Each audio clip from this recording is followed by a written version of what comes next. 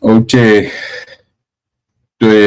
moni atu le nganga whaftai sa moe lau whafuanga ia malau mai moa ngai le nei vaenga o le fiafi manatu o lo tau whaitu mo tusa i tātou i leanga le lei tausi ma leanga le lei whai pēa o lo tātou mtai sili o le aso lua le aso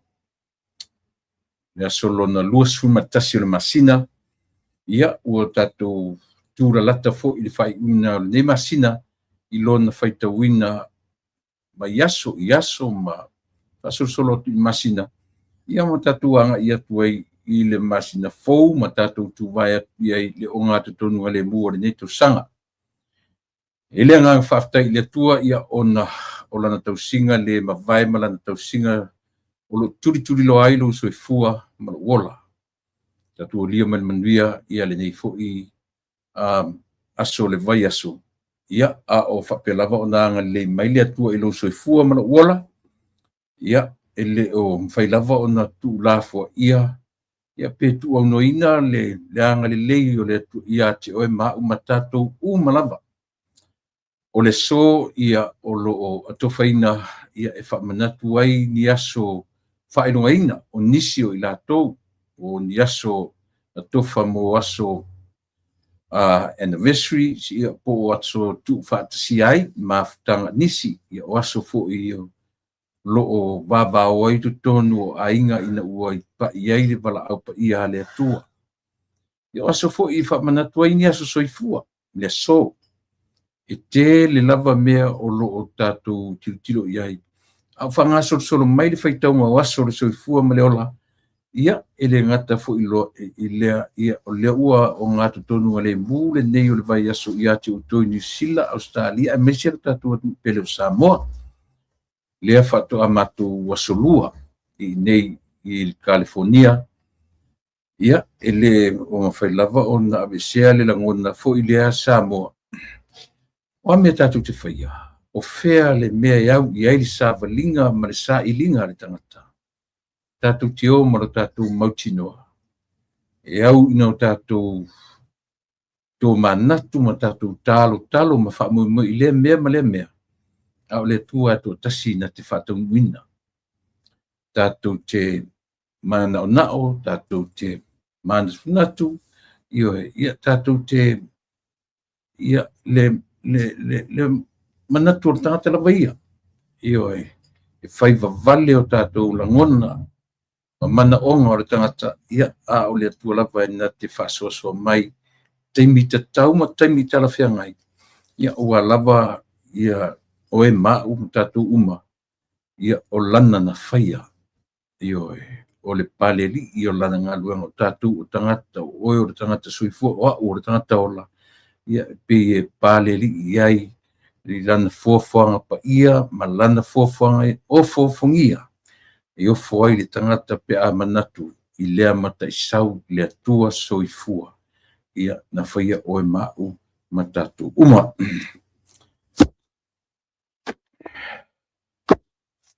Tu mau pea le anga le lei ma le alofa whai pea ia te oe mau matatu uma.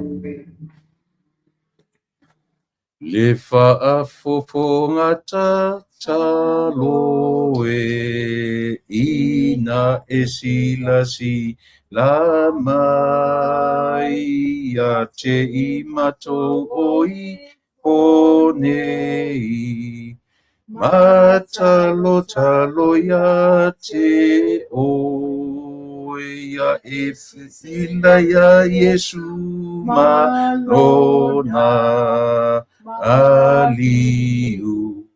maliu tinga ia e awina ia i matou olo loanganga mai lunga ia e fesoa ni mai ia matotalo sanga nei ia tonu lava o na fai ia sao lava malele ya sila ya Yesu malona maliu tinga ya awina ya imato olo loanga mai lunga ia manui a tele ai o mea e whaia e imato ia sanga tupu pea mai le fia ia Yesu ya sila ya Yesu malona maliu tinga ya awina ya imato olo loanga mai lunga.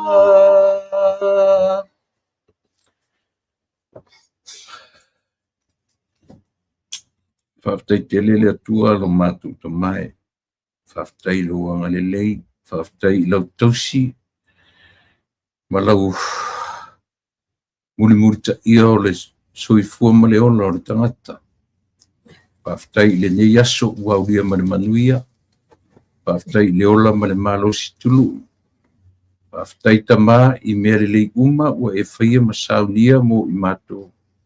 I ui na pi o pā le tangata I tātou wāwhia ngai. Ai te leo tū la fua I mātou. Le ala leo le ngang whaftai. Whai pēa ta mai. Ua tele na wālo wanga le lei ua le tusa ma le tari atu o mātou tangata. Whaftai ia I mea sili ua e whaia. Ma e ta penaina mo I mātou umalama. Ia. Ta mai whaftai le whaolatanga. O le mea alo fasili na e whaia mo le tangata. O le taulanga e tasi ai awhi. O lau fiona e o mai. E soifua mai e maliu matoe tu. Ia ola o mātou tangata sala. Ia, o le tatalo ta mai fo ia tu le vi inga ma le whaftai o le whamanu ma le whanetanga. I lau fio. Whamangalo I mātou uma. Neli ia o au mātou se mo mātou whaleto. Ui mangalo me umalawa I ate oe.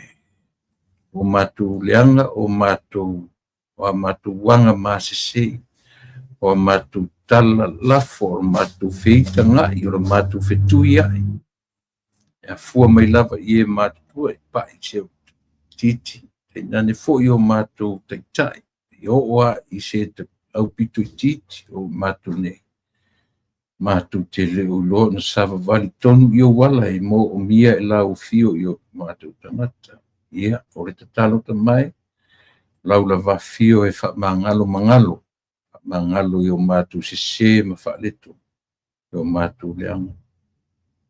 Ioe, mātou te tatalo ta mai, ia, se temi fu mua o le a mātou tau mawai mai lato nei, ia, tātou ma oe, lau fio le nei po pe a malu mai na po misa mata o toi foi moenga malolo tatou malau fio e matu o foi le aso fo ata e maudia le manuia mai ate o tu mau mai lo lo fa malo ngale nei o fa va lava te mai o le mal au amen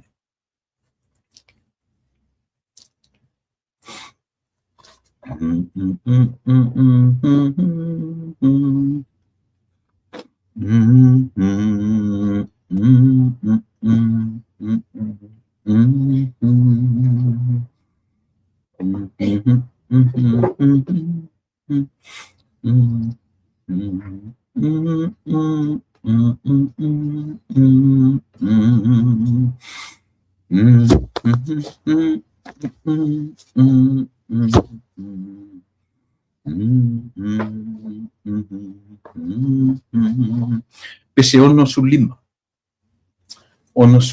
I tutonu o le tu spesiale whakasa ia le sa Fia pese. Sorry, se atu. Se lau iwa o. Se lau iwa sfuru. Tasi iwa o. Io e. Le ono lima. Le whaafofonga ta loe. Le pio upu tombua na le pese. O le la le se atua o le tusi pa ia fatu mai pese lea.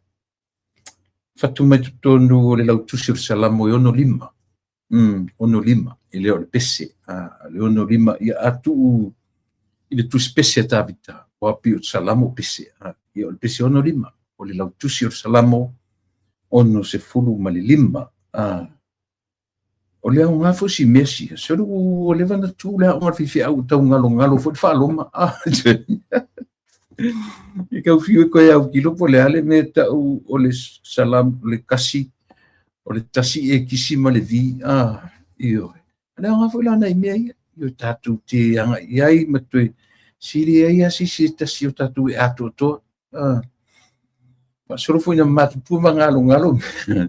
Tene io dina, pe o le lau tusi o salamo e ono se furu ma le lima. O lea e whapea luta. Tasila lea lau tusi na tusi e le li o tawita. Ne whapea uavi ia lea tua ona o lona lofa ma lona mana. Uavi ia lea tua ona o lona lofa ma lona mana. Nioe. Ia, o le nā, o le salamo tawita. Ia, ma o le pese tawita.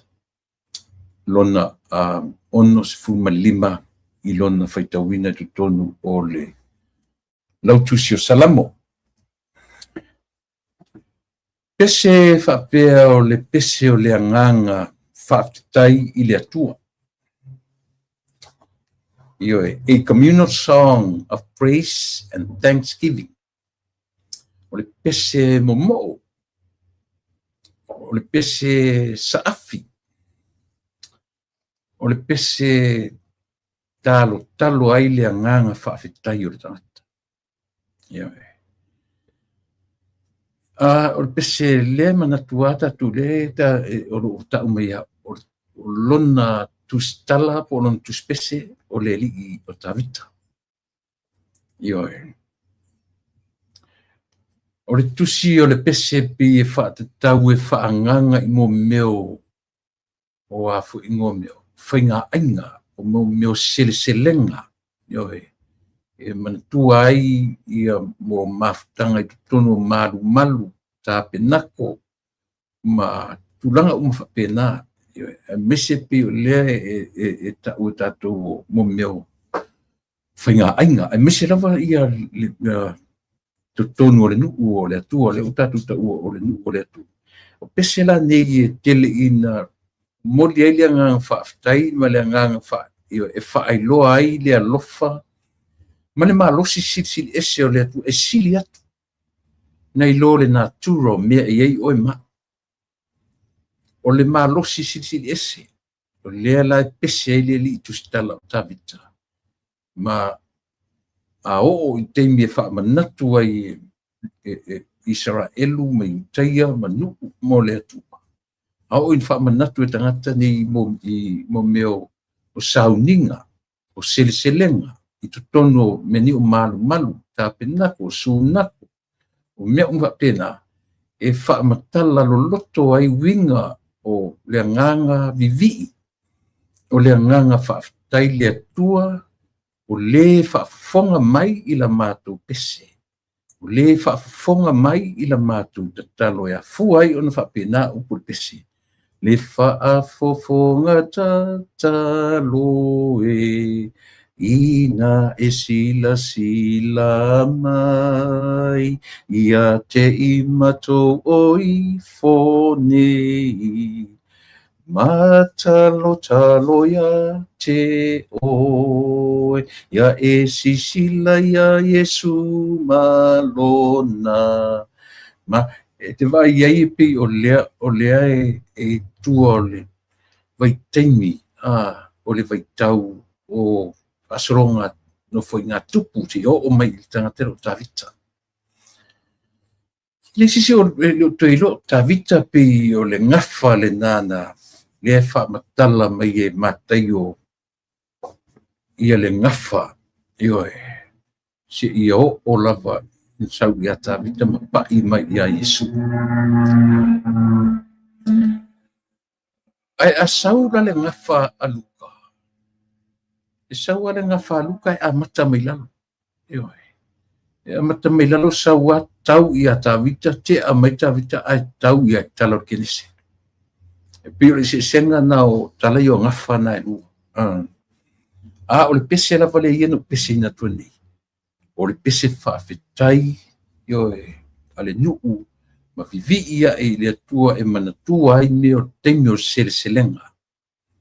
Whainga ainga, whaamanatunga, ma whaailoa ma le lato pese i le atua e whaailoa ai lo lato fia whaia e le nganga whaafetai ma whaailoa o oe o le atua malosi. Ni ai se me sili atu nei lo oe. Nei se isi atua i lunga atu i ati oe. Oe na whaia mea uma i lou lava mata i sau. Ioe, pifa pe nā wingo pese lena o pese tue nei. Pese wha matala i tā vita i le atua. Le ai se isi i lunga atu, i lalo mai po whela ma. Te kia pera me while le tātou, there's nobody above the law. Pifa pe nā lale winga o vi inga ma saa finga. Ale li o tā vita. E ta watu i le atua. Ioe, oe o le atua malosi. Sili ese lo malosi nei lo mea o le natura o le ola nei. Oe na whaia mea uma. Na e whaia le malu ma le tangata e ifu le malu. Na e whaia le langi ma le langi ma mea uma. Ioe. Mera le nei le whai mai. Se e whafonga mai. E se i o matu talo atu. Ioe. Ia manui a te lea i, o mea e whaia e i mato, ia sanga tupu pea mai, le fia ia Yesu, ia e sisila ia Yesu malona, maliu. Ia pio tali na pesile fese ta ia tu nele tatu ia orena ole ta u ole na ma e na pese tatu amata io pese uso tatu te la tatu te mai pe atatu io ia oisia e faia na fe au ma le sia e alu i tele manga ma pese ai na ole pese io tatu te li langona le lei upu ia ma le winga e afuai ia on tatu whapea io tatu whapea ifo io tatu loto le tuanga le lei whaftetele mo mea uma na e whaia mo i matu ia o le tatu amatanga le nao le nei aso e tele mano noa i fo i ni mata upu fitanoina ia o se teimi fo i o mua ia ona ngai me fu le tatu mo ma tatu paanga ia po le tamatai le tofa ia mo fanua tupai machera o mana tu su wanga i mo mua tua i ia tatu fasilsilanga i le pe on u amata tuai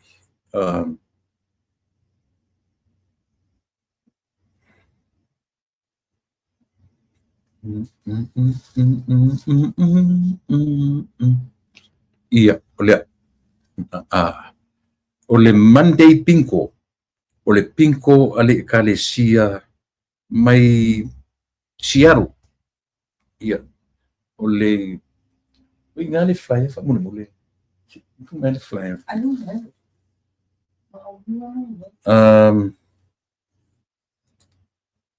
langa fasini ni o le pinko o le Monday night pinko ia ale kalesia le na mai Seattle ale malua e whakasa Seattle. E toru futa la le pai in i o lato pay out e lua se lau 50 i o no winga o whailunga le pay out lua se lau 50 2 6-ounce and 10 extra pack i na o le address e whaia ina i le Trinity Community Gym o le tolu tau le loa ea u le mei mata tolu valu o fitu por tolu iwa o tolu valu o fitu South South Reed Road, Kent, Washington. 5 o tolulua. Pamalua te make sure ane langa e ni i tele le flyer mo mata o tele tau de loa tulunga le screen. Ai ia le na le leile laku snack bar ia le fape mai the best snack bar in town. Yeah. Maybe not. Yeah, le na o le malua e whakasa i Seattle o le price o le lato pull tab e $1,599. Yeah, o le na pe o le tapauna le lato whailonga mawalunga afe 5 se lau iwa. But all the payouts ia e lua se lau 5 se fulutala. Tinko le na io e Pasota iane ia le fatua ia he rema tia ia o le ofisa o le kalesia o tele o ai atu i se telefoni i lunga nei a o le tusi le nafa mole o le Trinity Community Gym ia na tu te sila fia le address o le navaenga o le wha mole a le esa o me whai le asonga fua ia asiasiane io e te whauma e ta aloai i le nafu i wha moe tele ia o sinafu kalisia. Ale fusi kalisia te lotu ai, io e, te lo fai atu suila lotu. A fai le aise kalisia e anga ia i le teimile nei, ia anga ia e fai mau home church. Ia, so o ne ai o le tausala night. Ia, o le la ia tia o luma le flyer le leila le o le ama ia tia o le flyer, le lau telefoni. O le vaenga le fast po le fatuatua i le atua Samoa ua tasi. Come and support Tausala Night. Hosted by the Las Vegas Fast Matafale, Las Vegas, Nevada. Na tu sisila e le flyer na tu atulunga ina. O le ufale e lua se fuluta la. Io e lua se fuluta la ia le ufale includes dinner and dancing. O le aso e whaiai o le aso whareile, April 24th, 2026, no winga o le aso whareile nei. Nas whareile nei li whamoe o le Fast Ainga i Las Vegas, o le taimi e amata mai leono tōru se fulu PM, ia e whaamutaina i le se fulu PM. O le nofuanga e whaatino i nai lea whamoe o le wha fitu lima McLeod Driver, Las Vegas, Nevada, Valuiva tasi lua tasi.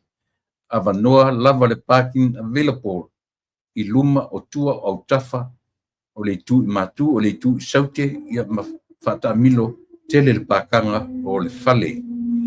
O contact information fa mole sota iane ene le heitela ulu i le fitu o lua tolu lima fa lua o tasi lua. Ia pe fa sota iane ia lili sianini fitu o lua, fitu tasi tolu, fa tasi iono tolu. Ia, pe whapsota ia, fo tamo tai o tine i upu sili i le valu o tasi, 5 fitu fa, fitu ono, fitu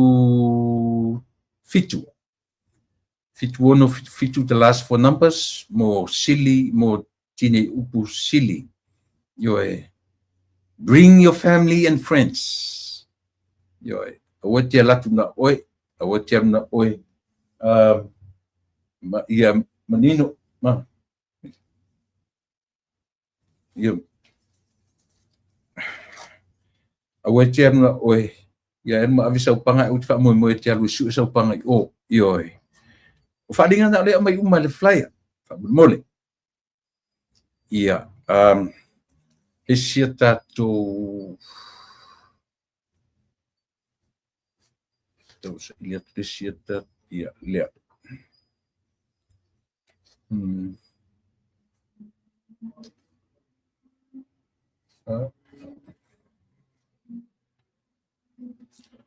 o le sisinga fu'a le na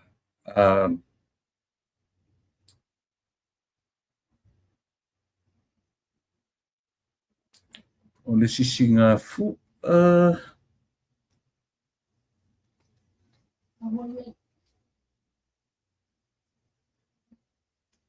tau su atu ia tatou flyers ia le na o le wheloa'i pa ia o Samoa Inc. o le ngona o le group. Wheloa'i pa ia o Samoa Inland Empire. Samoan Flag Day 2026. Mai Iuni se fu malfa ia se ia ngata mai Iuni luas fu ono aso. Ono aso le fa moe lea. Ioi. Pacific Community Center. O ina o la fatino ina fa moe lea varu tasi fa Alpine Street, Upland, California, iwa tasi fitu waluono. Ioe ole ia pio fa punga lavana o lelo au mai I le tatou flyer. That flyer lelo au mai a week-long Polynesian cultural celebration. Ia e te ai e mawai cultural games, live entertainment and performances, food, merchandise vendors, family-friendly activities, community and cultural unity. Ia o le vaenga e iai fo I tutonu le vaenga o le pageant au e vai mai lunga na laku fa I tatu flyers fa mo le alela utang fai tolo atu o le Inland Empire Samoan Flag Day pageant 2026 beauty, culture, strength, purpose. O le vaenga lea o loo au mai fa taunuina I le aso lulu. Le aso lulu la o le aso sfuma fitu. La fa taunuina ai ia le fa moe lea ia o sa ilinga o tamai ta ila le lei o le fua. Iuni se fuma fitu o Oluono, le afatino ina I le Pacific Community Center, Valu tasi fa Alpine Street, Upland, California, iwa tasi fitu waluono. O le tupele sitala, o le olo fape my registration categories and fees. Miss Rising Queen, age 13 to 15, e se lauri ma se furu ta la e le sitalai. O le Miss Young Queen, ages 16 to 18, 300. Toru se lau e whaau wai. A le Miss Legacy Queen, ia o le tausanga lima se furu tausanga. Lo winga o le au dis la vanga li e lua se lau ta la ia e whaau nai. E whaangata I o le mai o le deadline for registration fee April 30th. Ia o le na. Let's just food or masina nei if angatai spots are limited. More silfia. For more information, contact Fo Tupu Lima Nolua Tolu Tasi Tolu Fitu Tolu Valutasi. Ia pe fasotai e fo I le vao polo fa amoe iwa o iwa fitu valu iwa lua tolu lima o. Ia pe fasotai ane I meli Faka Ta'alona, FK Ta'alona, TAALONA, at yahoo.com, o le melina leo mai mo le sotainga, Faka Ta'alona at yahoo.com. For official contestants registration form, ia na o le emailina e whaasotai mo form so I e whaatumu ia e whaauru whale ai ia le tamaitai o lo e manatu e whaauru mai. O le vaenga o whareainga po vendors needed. Se futwhao uni se pa ia le asurus o uni. Pacific Community Center o le tuatusi lava na malu tasi wha Alpine Street, Upland, California, iwa tasi fitu waluono. Hot food, 1,000 le fi. Tasi lafe, ia mea ai kuka po mea ai whavelaina. Baked goods, 5 selau, ia le whauwhaleai, ia po merchandise, ese po lea po le, ia po le vangafule le kau le dry, e masani la tu e whaia ia whaleainga ia. Fitu selau, no winga o le whaleainga mea ai, bela, e tasi lafe, o le mea fuia pi o a foi. Dai pe o pai ke pua baked goods le amai I le upunga le amai 5 selau tala ia mai merchandise e fitu selau. Deposit fee total selau for all vendors. Elono winga total selau wai mea umaia e total selau le deposit fa mole. First come first serve, spots are limited. All types of vendors welcome. Food trucks welcome. Yep, matut whaangono mai. Me umana le mai le flyer. Cut-off date, April 30th, 2026. Deadline for free and paperwork, May 31st, 2026. Ia olo mai anu mela sell deposit fee to Feiloai. Le pa ia o Samoa Inc. Le numela na ilalo le la atula lo watu fa lua fa fitu tasiva fa o. For more information, please contact Tau Ili Tanielu Yosefa fitu o ono 525 fitu ono ono 5. Ia po Victoria Yosefa ile iva o iva lua o fa valu ono fa. Ia o le vaenga na o ainga po vendors, o le vaenga o Kirkiti Tournament 2026, a mata mai lava le aso, a mata le fua iuni sifu matapa, ia e finals I le aso lua sifu mawhaiela ngā tongi. E ese la le me whaiei Kirkiti, o Cabrillo Park, Upland, mo rii e whauru fale I le tasila fetala, o tamaitai, e whauru fale I le valu se lau tala. Aualii ma au tamaitai, e awhe tala e whauru fale ai aualii, e valu se lau tala e whauru fale ai au o tamaitai. O whailonga, lea olo o mai mawhapea mai for men's team, o le tūlanga mua, o le 5 awhe.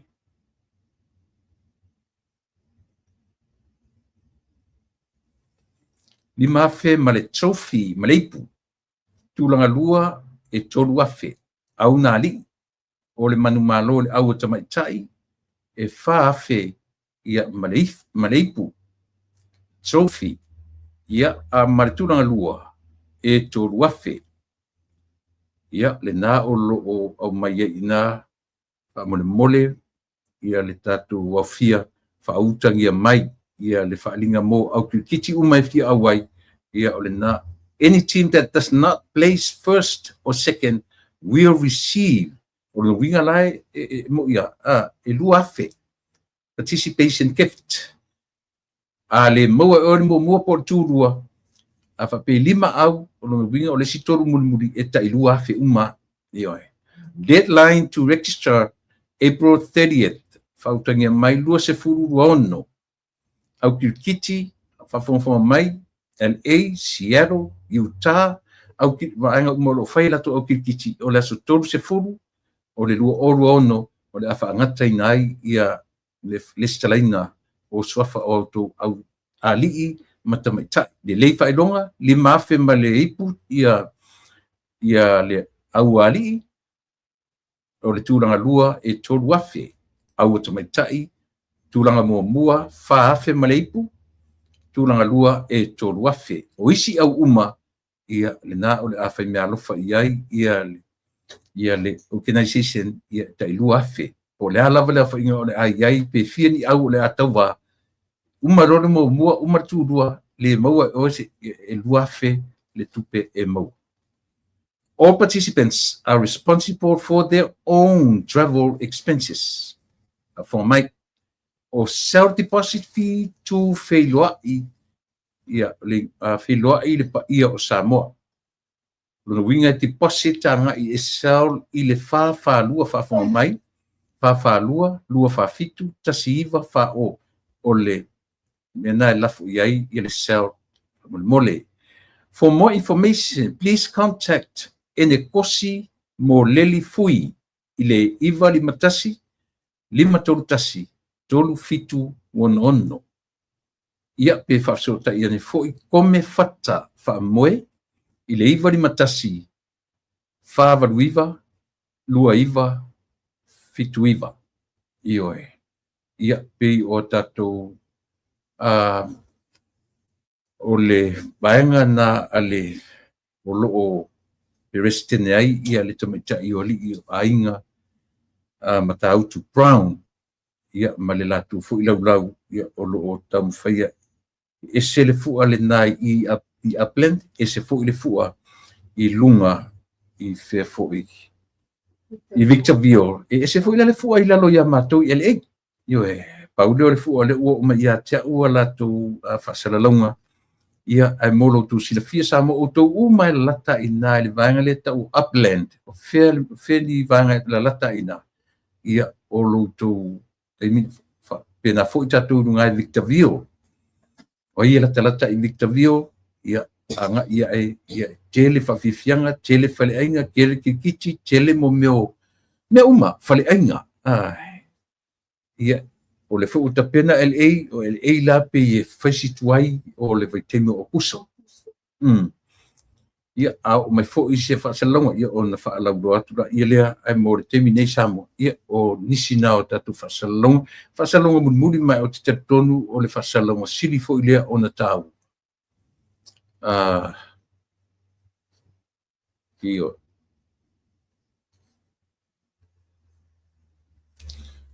mo i tatu uma mai i le motu tuto tasi malo tuto tasi tatu i whaia i tūlanga o pepa nofo i nei atunu silsilane i le Pacifica Immigration Law Group ia feso tai i le telefoni pe ono ta ua tulunga ono lima o valu ono lua o fafatasi ia por telefoni o ofisa 555 fafatasi iva fa selau ia sota ia ele li o Rodney tui savalalo ia male fatua ia lia po lea sa tui savalalo ia pete tusia ne foi ile tua tusilea o le emaili r.tuisavalalo@pacificalaw.com au ngalo a fapete no folatalata i lunga i Fresno, San Francisco ioe o ina le vai mena o lo iai ofisa ia e te aluane i le address por tua tusi i Maluatolu, Van Ness Avenue, Suite 100, Fresno, California, 93721. Ia o te manatu paunao na i tatu whasaralaunga e au ina o amatatuai ia a ole i amatani fo i ia tatu tautua ma le aunanga ia mese fo i tatu po kalame whawawina i aso te tasi o le vaiaso.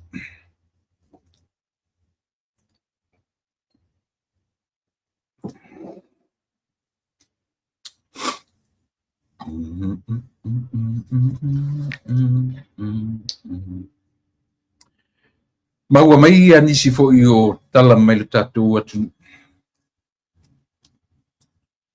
o loo ua ngalulue le nei whaatasi leo le malo Samoa ia ma ne vanga au pe uma o le vaenga o le Navy o le Manuao Farani ia o le tamwhainga lava ia tu ititia mo le nga ia tu o le fuala au whasaina i tu tonu o le tatu atunu. Tasi lea whawhita audi o loo pengatai lo tatu atu nuu on pafo ia mea tau drugs ia po mea tau fo i whalau whasaina lea ua fisosoni atu le manuao ia po le vaa o le Navy le malo farani ia o loo maua le avanoe ngā lulue whaatasi ai ia ma tātou fo i leo i le tau sa ilia ia o na tūranga umaia.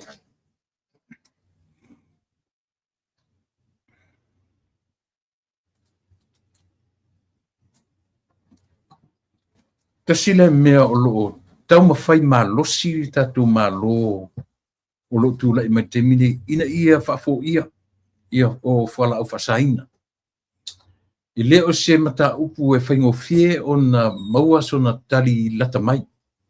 Io e. I leo se e leo whaingo fie lo tatu atu nuu. Au ai aru ni e por kalame nei lungo le TV. E tala tu mai Samoa. E matua i tala tu mai lava Samoa. Ia tonga mfiti. I mea tau drugs, i mea tau whala o whasaina. E por kalame nei lungo le TV no matamatai. O le anga i atu si tau tinea i me tonu o le Pasifika. O le mea e whanono ai. Ia ona o le tuina nau o tātu tangata. Ai o mea nei. O mea o atu i whafo. O atu i atu nuu nei. Iei ia Venezuela. O i Southern America. O ina i atu nuu ia. E tele ina o atu ai ia. Mexico le si atu nuu o matua malosi ai le mele. Tua i malosi fo ia Mexico i le mea kau whala o whasaina. Ia o lona whaina o le Pasifika. Ua avatu mapi i tia e o tātou tangata e mesia tupuranga tala vau. Manatua. Ua lewa nei Samoa isa. O isi ala tangata, na lātou a mata mai a o la iti lava. Tala vau. Lua sifuru, tolu sifuru. E o ala ina o i le tūlanga ua mātutua le soifua ma leola. O le mwhentu tua. Io e. Ua addict. Io e. I mea ia le soifua ma leola. So o le taua la o le por kalame tau longo ma le tatu vai. O le ana u tatu vai. E le o te whata mala le fionga le lipa le mia. Ma le whainga malo o lo i e te mini. Ia e pe a tatu vai foi. I ne mea. Peina whata e ta e alunga. Peina whata e ta e alunga i aile wa ai alo tātou atunu. I tau sanga e tele walo. Io e. Ia le nā. Ma nei ale lisi le mai. Mexico, Colombia, El Salvador, ma Jamaica. Jamaica la. Pio Jamaica pi kele ai le mariwanga. Pio Jamaica pi wha pena. E wha le kele le meo le ice. Le winga lo tala Samoa o le avise lo tala le fai atu. Na fata e lunga le va ai. Alo tatou atu nuu mwhainga malo walu. I le mele. Pita. Ua fai ua vavai atu. Ua fasoloa ina le se fufo. Ua fasolo lava ina matua e o i tangata tau aloa. Ia, tatu o ia ili ngangana. Ta alofa Emma, Jane Lawson, o a maisilo matua, o a maivai tupu, ia alofa tele atu ma o lua. Maua i tawati, tunu mafono, e lia matai, nausio lua wharemana, ia ma outo uma o lo umwhai o na whilo mai, io e alofa atu silo matua Emma, alofa atu ma o lua. O Lui Kunwaiu isele. Ia lena. Ni atu ni ia fiafi ia to uma. Patalo fatu Maria Simoti. Soifu mania lau sumatu ila epa.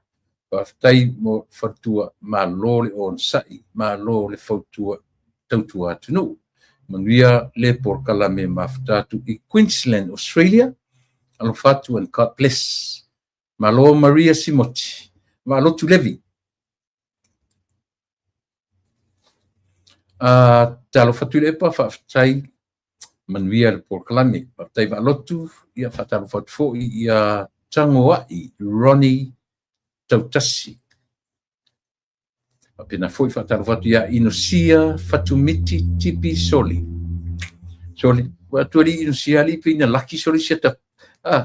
Pior koe ngu mela ngā ko whamui moelenga laki eri sa ka pepa ia malo whaftai.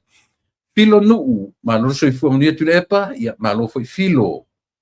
Patalofa tu foi, ia, sorry. Ia,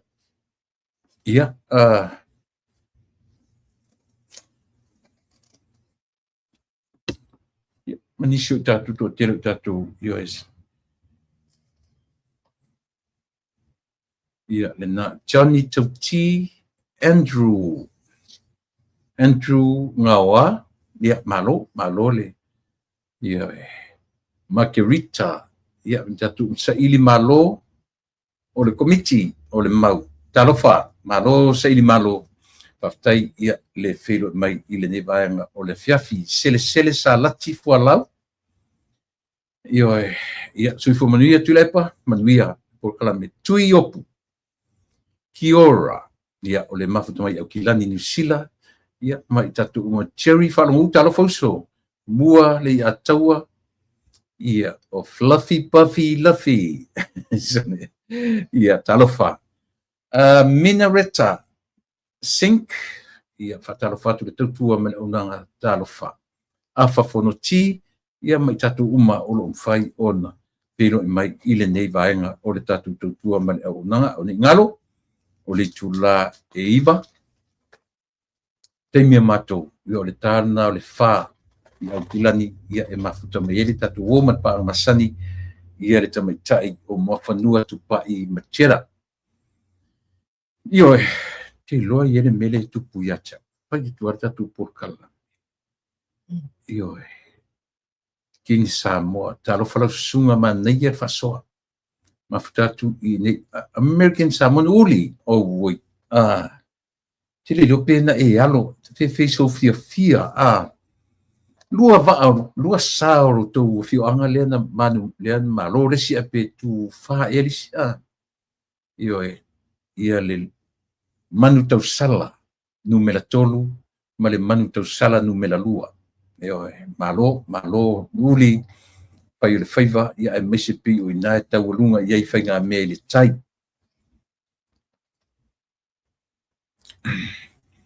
Ia pe o le winga na o le tala o tasi lea vaenga sili o na mata upu e leo whaingo fie tonu o le tatou atunu o te tari tonu fui.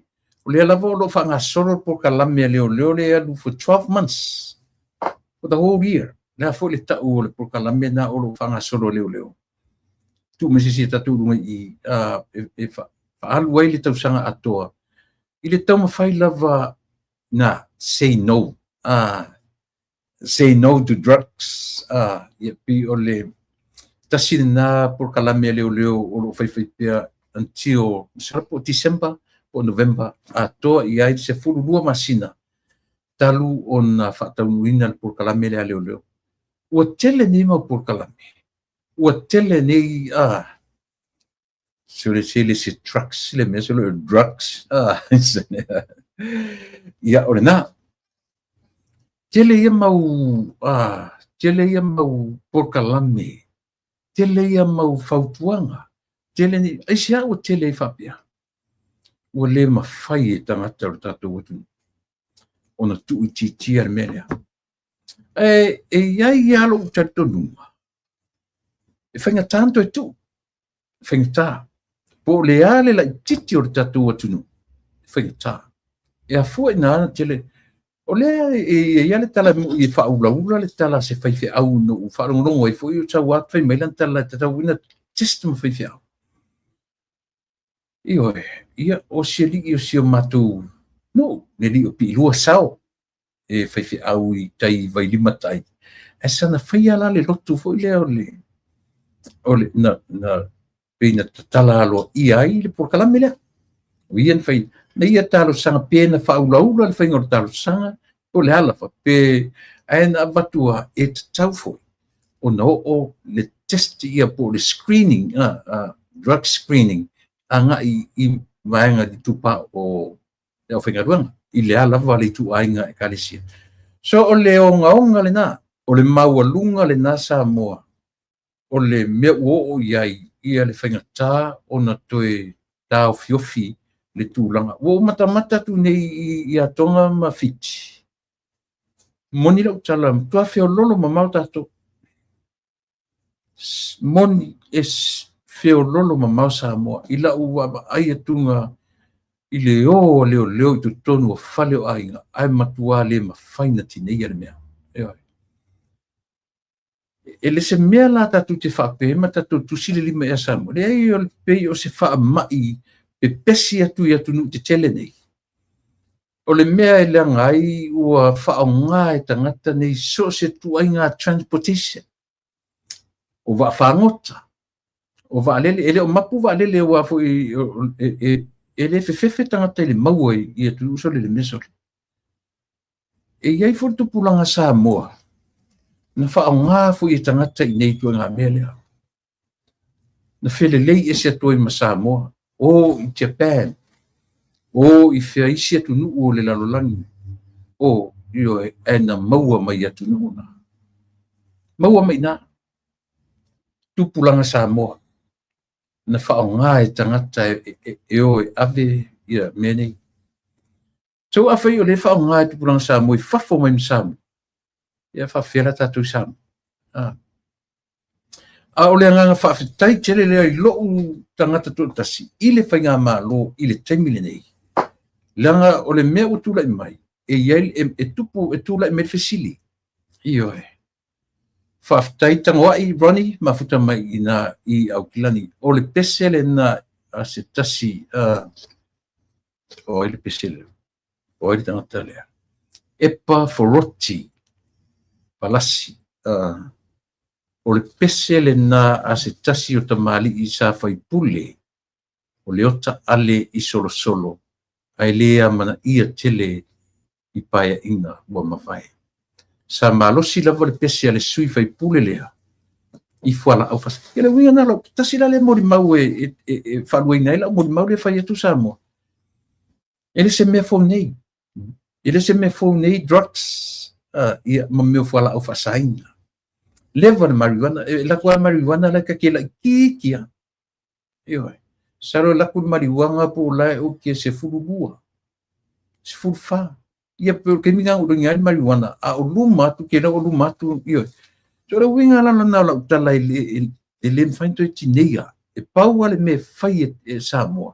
O le tu i titia. Se ia vanga nala.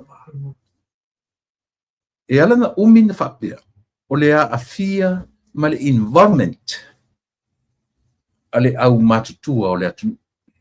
Ia le winga la tala o le au matutua. O le au maua mea, o le au mau mea o Samoa.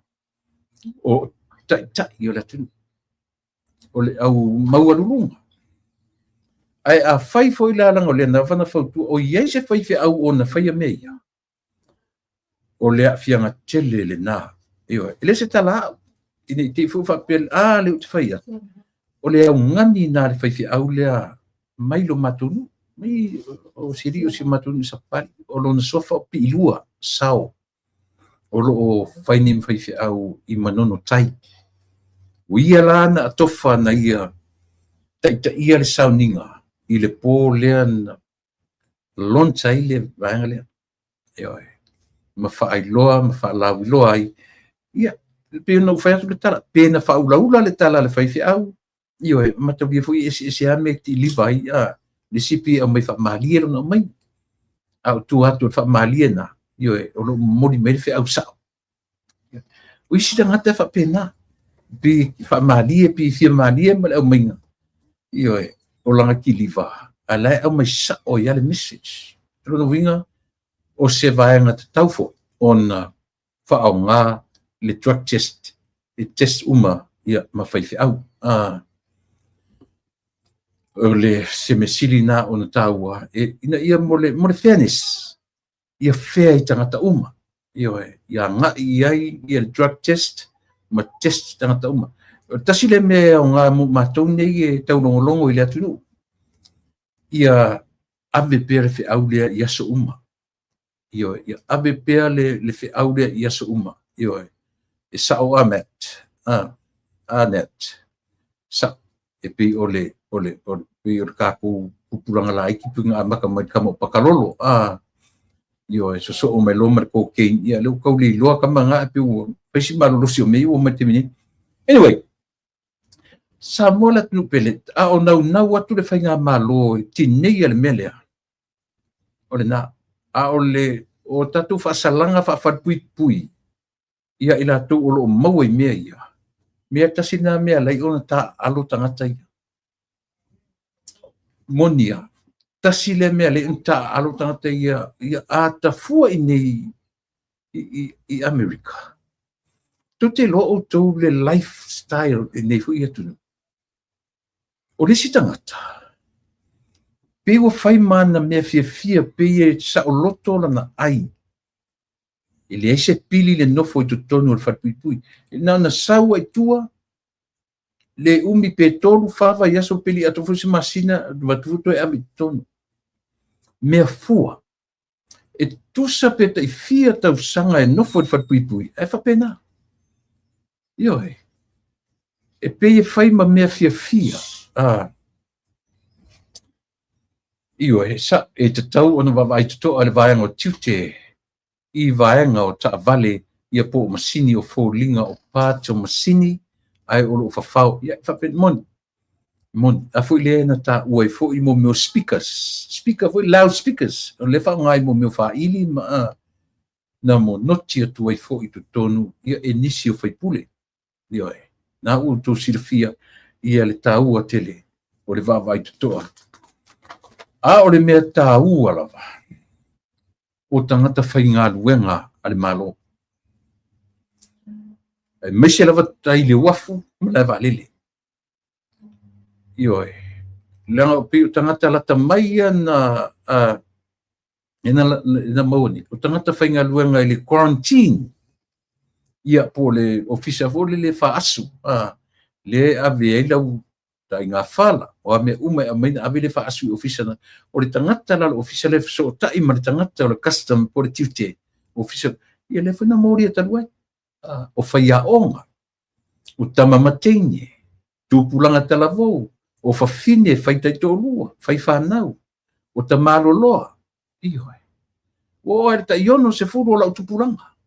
Ono se fulu mo tupu. Late fit se fulu. Le sito ina le na mauai. Ioi. Se whautai. O ar mea maninoa. O ale varu se futau sanga lai. Whilanga o le mea te whanongo tu lea o ngāfu o le mea. Ia ila tu matutua le soifua mo le ola. I pi to e mawhau la iti ai. Pi to e la iti ai ala tu winga pi o lisi na mea. E o te varu se futau sanga o lo la tu whatino ina mea. Ile no Samoa. E o fo ile malo tele le nei. To a tele o le au matutua. E o tia le si lungo al whaonga ina o le mea. Ioe. O isi o tangata, ioe. Ia ua matutua. E o i tamai teniti. Ia o tūlanga lana e le mawhai e le fatu o na tau fiofile mea o le malo lusi o mea ia. Ia. Mea na nea tele le mamai o le tatu ona o le tau fiofia. Ia o nei mea o le mea o le lavo le on sai. Ioe. Matūlanga umana whawhapena. Se o tatu mate tū. Lenga o le au mai e le fionga e te tai o le malo. Ua uma foi na whailanga drug test. Pe e nisi o sui whai pule. Na muri tua. Ioe. Au le au whai news foi ma le au whailoa au. Ia po le au bivini foi e whailoa iwa au. Se la tu au mai e se tala tau mai. O e nisi sui whai pule. Na muri atu i tua o le li pare mia. Fai la tu su e mai. Ioe. O iei nisi tau aloa. O iei nisi o tangata ua latu muri le li pare mia. E fai la tu test. o ye nisi o failo menisi o ye nisi tangata o ye ni faipule o ye ni minsta o ye se tai o le tuangai wale pania e ono anga ye le al malo leanga ol me for everyone. It's not for only specific people or particular people. Leai o le me mo tangata uma. So what a taula. Fisi umi le cap lea o le cap lea o le lipa le mia. Male au matatuai. Tuda epa sauna right after Prime Minister by the test. If I could test, I have malang alimongi malang kama va lua io. If I te lo puto fo itu samo pele. Au tangata umane ua te tau ona fo e faile me. Bo le si tangata. O te loa fo ilanga mele na lu fo ilanga luenga sa unga lue nei. E te whalongolong wala i whainga le mea. E ila tau e tamamai. E ele me clean ale system. Ai o le whainga na whai ele mātou company man me o whainga luenga i randomly. They did it randomly, random le whainga e ke ia e watu o ele safety man. Io e lau kama i whangu lea. Mai oso ka apale. Sau kau. Io e. Whapena. E ke ia le ke whainga luenga e watu e la tau e whangai mana mta upu lea. A le kele la i o au maua le mea. Leanga a sketcho mai lea so e teste kako. Mela nai maua e watu le whainga luenga lesi. Io e. Wa whapena. Ante no whainga na e tau ona whaia. O le challenge la. A whapena lo le li pale mia. Taun so o atu iai tu le epa. So o atu iai mulipola. So o atu iai tu elupe. Joe. So o atu iai limongi. So o atu iai fonotoe. Yo o ele fono le la whani. Ele to tu la a pisi fo i tai whainga. Ia e au na fo i. Na delay iai mata upo le fono. Ia alo na fu wa koso ko kasi fafo pai na test ia ko sa ko ngor fono e fa toi foi ile temile ina ua mai le fiunga le lipa le mia o te tau roa ona nga solo o mal o ri io e va poleta ki tiona malo faftai io e sia mani to filau de so ia alo fatu de ainga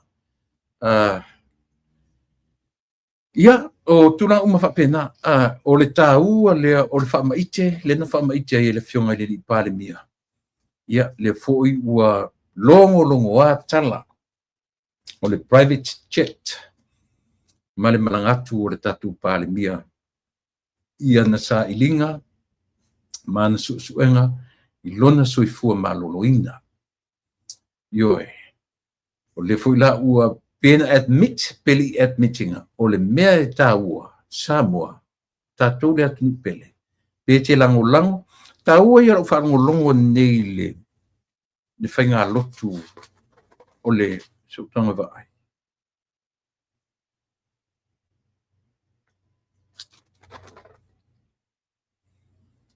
nga o le whalau i loa alo ia o le vaenga o le whamau whailonga po le loko. A le loko le a foi, a le tātou tutu atasi o le ono, ato i le ono sumatwha. Lea lan ta talalo ia nei, ia mawha ilo ai le na manu malo. Ai lau amata mai i le tangata sa whaia le lotu. A whaina e mausa wawa noa te whanongonongo ai. O le li whaife au, o le pe uma o whailau tusi o le kalisia so fatasi eli o ma aunga motu o le whawhenga lea o le suna whawhenga lea na te lango ina e pe li whalavala na lango i le HRPP pe tai o lana whi au lia so ia na au mai sa o lavala na whi au mo se tūlanga le lei mo le atunu atoa o se whi au e au mai ina ia tuu le whi vai ai ia lango le whainga malo. Ia lo lofa i le o lo whai mataita. ia lo lofa i le kapeneta i le faigofie o latou tiu te mafaifa feauna anu whanongolongo tuto e nei io e ia e na o le tua silafia le loto o le fui au auna a o le fe auna momoli mai lona fofonga matangofie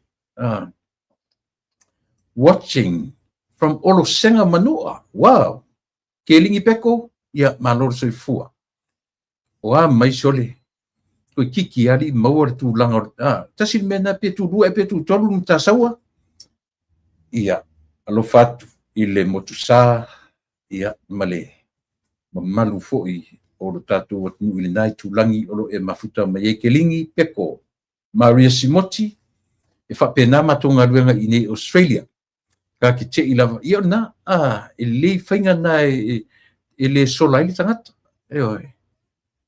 ia ole na e tau tele ia simesi ala u fa longo la ile fe aulina fe fi auna na nei na ia au mai ai le me ole tu u ani sine e lango ia le lipania ole upun fanga ole alolofa io tatu ia faftai e tu falan ta so io tatu alolofa ile lipania io tatu alolofa le au mai le plural tense na mai elan na fo lana launga malana fe au a pena fai atu o le susunga i le fafenga inga o le tangata na te lango ina ia atonu fo i lo fa longo me pe fe au ro tutu atu le la ona momori mai se fe au matango fie mo tangata uma tu o le fai vaenga ayo e alo lo fai le pale mia tatalo mo le pale mia tatalo mo ta io le atu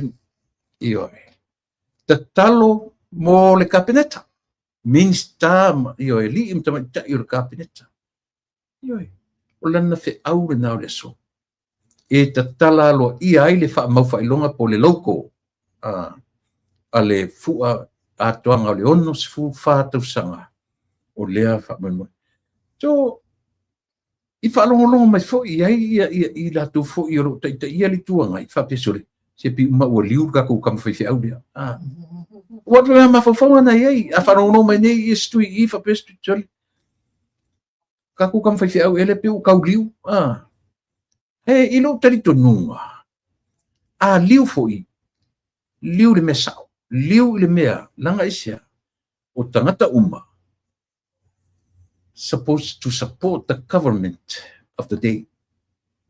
That's the message mo tato uma lava io ele lango foi ia tau fa mama mai tau fa leanga mai tau fai pe afa pe tele lango au fe au le so la tunu io tato waro lofa ta io la tunu fauna ale fiale e peno fai atu o le tama mau io i le pipi le sunga le fai au o sunga fa fenga ia maunga motu au lana fe au le so ia o le na ia na o le tua sila fia le loto tangata afa pe tu sa le tiliva ma le fe au le ma le meo le loto fafta ile tua a fai fo ile le fai tau mai ala na vaenga le pipi o tala na ke lo ti fa pisol pi marka ko kama fai au le u kauliu anyway ele o le na fa moi o le fe au ia mo tato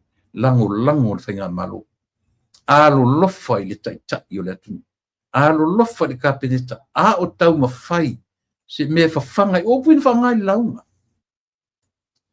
langa na fa ngai le li le fe au tu si feita waso na muli ta ia la tau la fa rongo na mara ai ile fe au tu si feita waso le mfana alo le mfana fi suya itala asia langa o le mena o le mai ile fe au tu si feita waso ya lo lo fai tangata ya lo fai taita ia orena ala i lo lang upulai ala i lo le fiona ta i le tu mar kapeneta tau sa ili ni me fa fanga ile tu tau sa ili le ma metarsia ia awani ia ni second thoughts i tu inga me fa pe ona o le utilo o le tangata e lango tele i le HRPP a o le whiau lava i o le aso. Ia whaamaliaina tangata lona winga. O le whiau o le mwhaina alo i sesesi o le whiau mo le aso ia malona au maia. O le ngata laina, ai whaelo ai o se li tala vou. O le suafa o le li tala vou o Jack Ola Lafuai. Mai ala la fanga ia o utu ali i le tua masanga. Ma fatitu i sali moa. O fio anga i lua sa wesi li tors furu fia tau sanga. Io tolu fa io se li tarvo. Io tors fa tau sanga le matua o le soifua. O ia le na maua le lua i whailonga. Ina o manu malo ia lana nata le ua whaamang ani le malo. Nei ia. O iai le tano ava o le to'o ma le fue ma le to'o o hafu i maisi mena iai.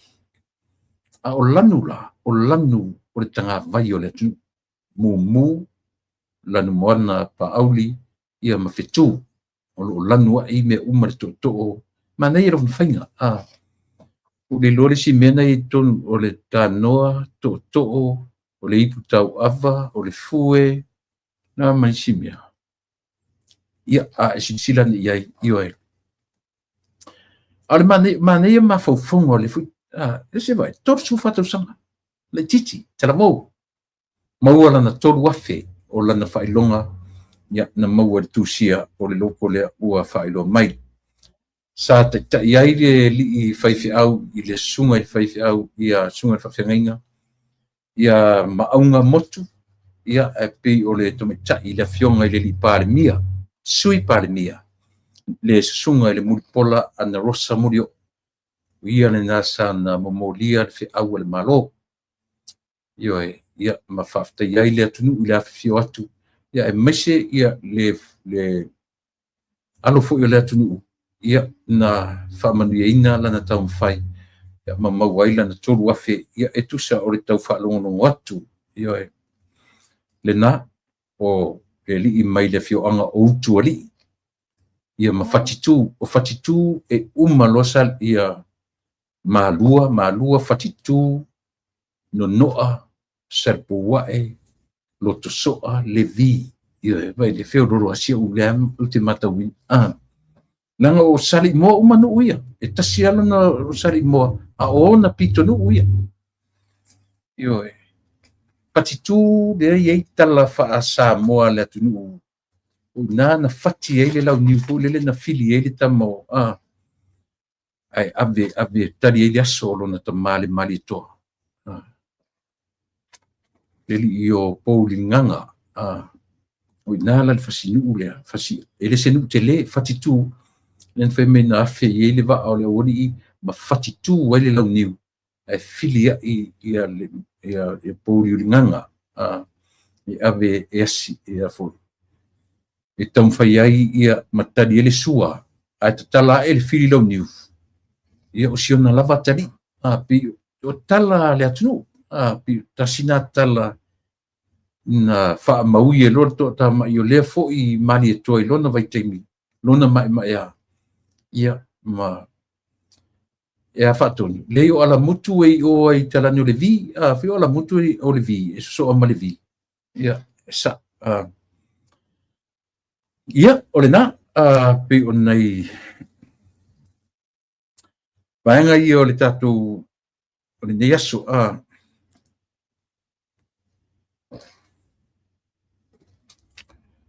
O loo whatu mawina pea i tususinga ma whainga whaale ma whau o le tatu newspaper o sefa. Ai peu a tupure ma whau le i atia. O le tau mana i ai ala tususinga. O le ma whau i atia. O le memo mua i ala tususinga. They love to use the Prime Minister's name. They love to use the name fast. I say, o ina e pay attention nei tangata i le latu pepa. Oi lo le leader of sepa, o le majority o tangata o lo langoinga le malo. O le iwa se furu, le 20% o tangata o Samoa. O latu tangata faitauia. O latu tangata tustusi. O latu tangata faitauina latu tustusinga. Au tangata e fatauina le latu pepa. Ma faitau, aisia, lenga o lefi faitau tangata ma le tupu fata. Mana tua foi. A eite se me, pe te tu loa po la foi le simele la sau, la foi le simele la faleanga mai ai le parmia, la foi le simele. Ia mau tangata faitau la tu singa. A e o e ba ni tu singa. E pe ia faitiona ave la observa. Ai le ia ave sa o faitiona, su e le rider. Su e po ai tonu le tangata na e foi, tu sia le tala.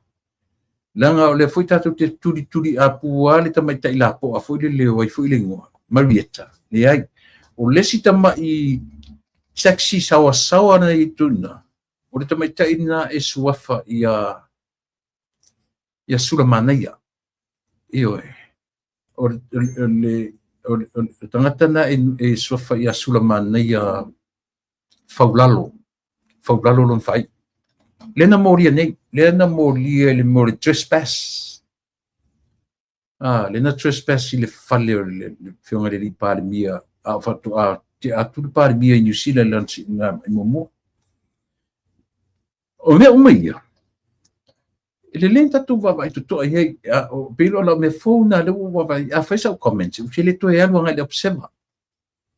Ya rura tu tilo po ai tanga tantu sia. O tatu va ai foi poeta ngata o le fa ununu ye le observa. Ai o fainia la tu orientations ma fainia la tu talanuanga ma fa pe vai. O ile ma werta tu tupe. O ile ma wai le foi le telo tupe tatu newspaper. O le tatu ave o tala fa tupu fa le ngai le malo. Ave o tala fa tupu fa le ngai le i parmia. Ave o tala fa tupu ina ia tau ave senta ngata ma supporting le fast. Ioi. Ai foi e winga o pepa lea. O ai ale malo tura i mai. E fa pena foi lato men fai le hita pipi. I le teimi ina tura i mele hita pipi. E pe lai fauringa mai i la ura le tilo ma la ua ai ai. O re mesa urunga le ona le newspaper. E pe o se la ko strategy. Pe se la to strategy le mele. Awana i foi le teimi au tula i mai ia le HRPP. Na tele fa inga attack in newspaper le ia yo e. Pita ile o tula i mai ia le fast. E fai ma all of a sudden change it. Yo e. E o sui fast fa tu pele le latu ona o tira le mo vai. Oh. Pe umala se strategy ang newspaper lea alela pe la va uile atunu. O le winga la tala. Just leave them alone. Leave them alone. Ma unsubscribe loa. Yo e. Ma tango lo unsubscribe. Ya ma se ma le tu feitau. O inala. Na tu te loi. O le tu feitau ma le tu fasolo na la te loi feitau wino la tu tupe. O le tu tusa. Isia. Langa e au tatu mate ia ala tu strategy se o fa ngapia. Me tinga na mo lia tu la fono tinga lava na ai le io. Lai la tu te lo. Pau leo la tu wala nga tupe. Even though they know, they understand very well. Io lai sa ili tupe. It's a business. They make money out of their evil ways. Yo. So tatura tangata lango. Awato tiro ye. Awato feita wina ma awato tinga ISIS. Leang ole o tau feita o nei. Ole lato fainga lea e tau li ai le lato pepa. E fiuala tatu e feita tu ia. Ele a chilena fia wala fa pe o. Vai le ai mai fa le ai mai fa tau pa. Le ai mai fa tau pa.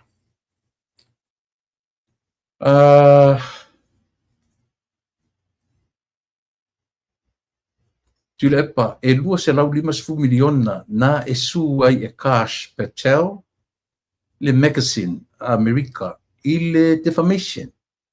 She'll do the same thing to that newspaper. Yeah, Malo Ruth. Yeah. Sa no fai tau i fo le mena no vai ai le defamation nga au tele o mautinola o si newspaper.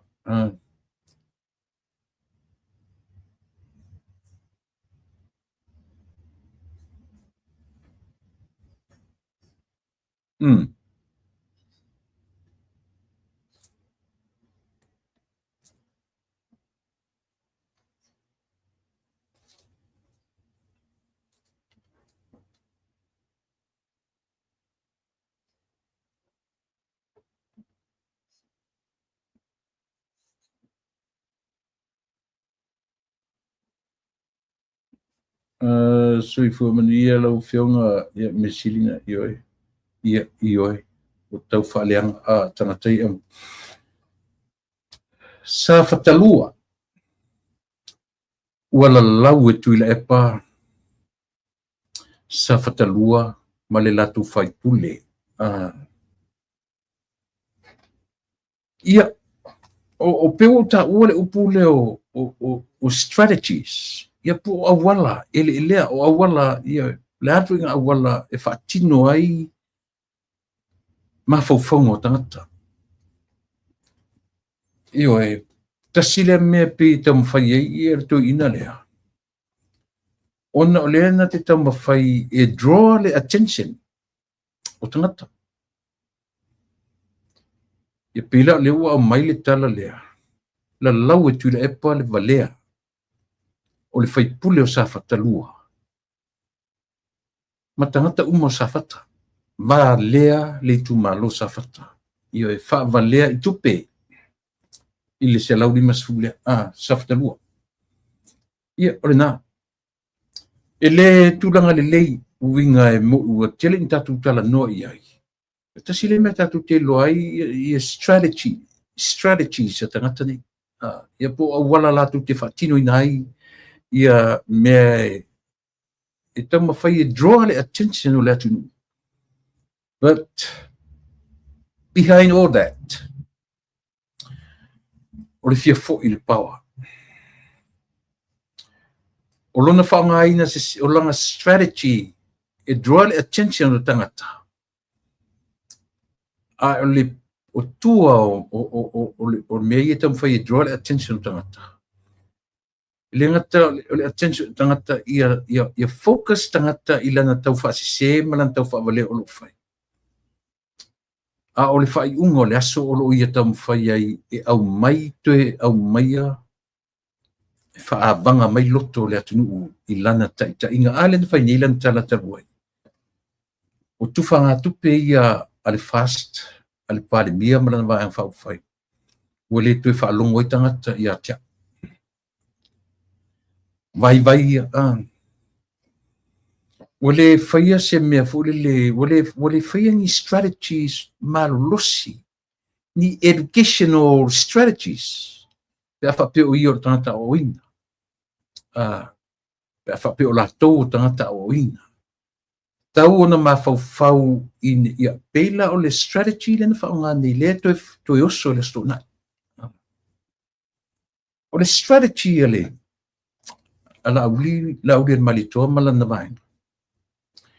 O le upu le na a mata i ala uri al malitua, au le ia ese, li sa vali ese. Si o matu o e au manongi. Whanong whaingo rau. Si o matu o e au manongi o le atu. Io. Ai le whatinoa na le mele ta ole.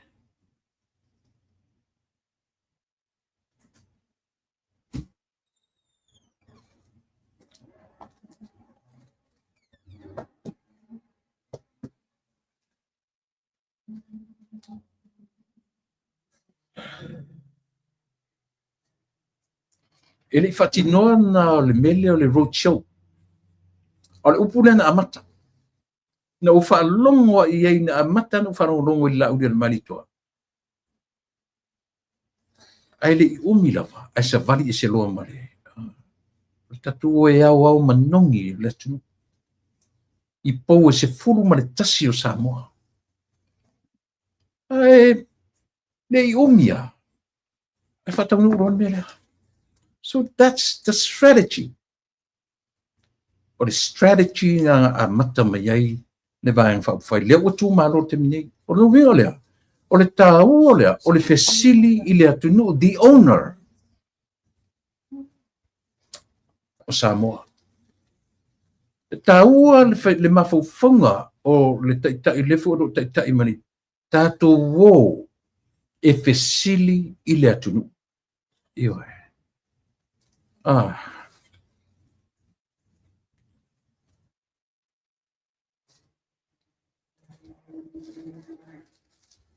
Ioi.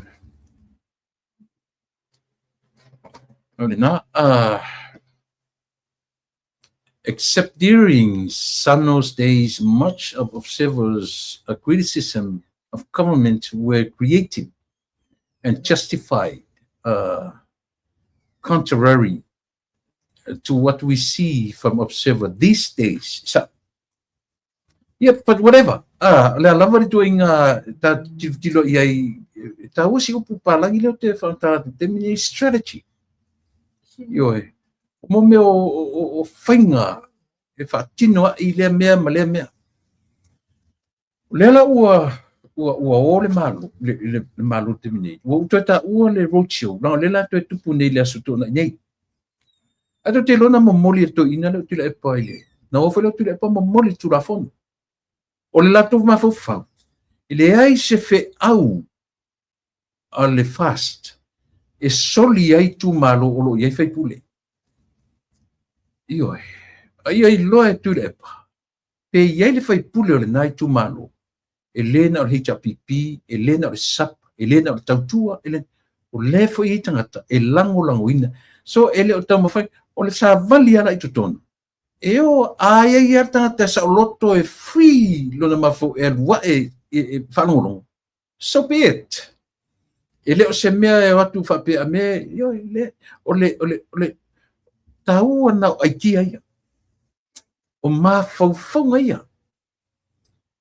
Ele te le loia pe toe mawhaina la asia.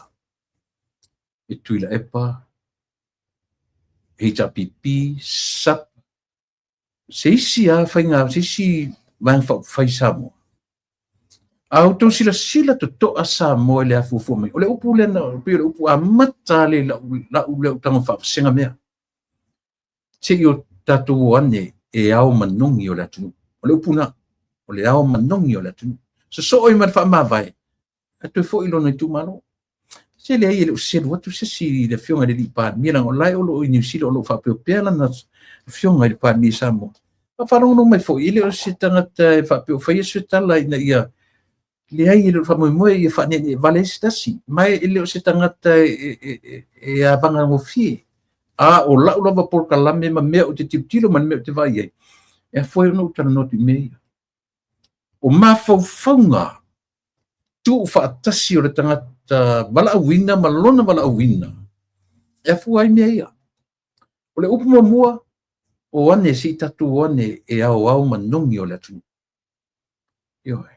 To so o mara whaatino ina, safari ese, whai le vanga whai in 7 months, lea mai te watu. Fitu masina i le walu. Na whaatino ina ai le au ngā manongi lea.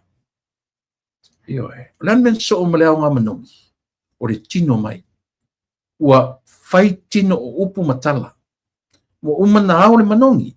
O le manongi o le veape leisi se mawhai na vai ei e sosongi e le isu. E leisi se vai ei ni mata i le whaalongo i intatu talinga. O le ngā ruenga patino le nā le isu e whai o lea. Smell. Ioi. A fwoi me fwoi o senses e limo le tangata.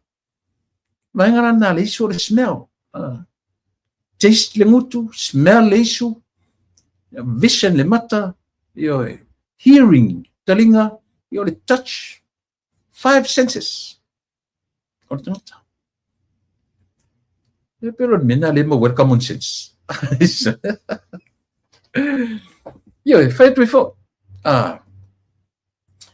Le ala uma na smell, uma na sosongi le atu mau mai le manongi oka. Fe lanu wa ile manongi. Manongi ese. O manatu mama faufonga o le atu wao mai la i o manongi na. E fatua i le vaenga mama faufonga o le vaenga faufonga. Ese mana ia le vaenga lava le ai fai le latu homework o le au manongi. Ma tu fatasi ma faufonga o Samoa. O le sia ma le man fai wa tau fa le van fai. Nyoe. Le man fai. Ma le latu manatu fo le popole ia sia because they have the number at a time. Na ia latu le numera. Fa se fu ma le valu fasu ma fitu. Huge number. They dominate the parliament of Samoa. Number wise, nama tua dominate tu epa. Au mea fofongi o malona au manongi. Ua maua ua uma le songsongi atu. Ua fai le tino le manongi. Ua maua le tino le manongi, o la le tino le manongi. Ua tula I mai mea e te tau on fa tino ai sa ilinga. Na maua lo le manongi, lan mena fa tu. Halu lom sabalinga Na se iau mai ma faufonga o manatu.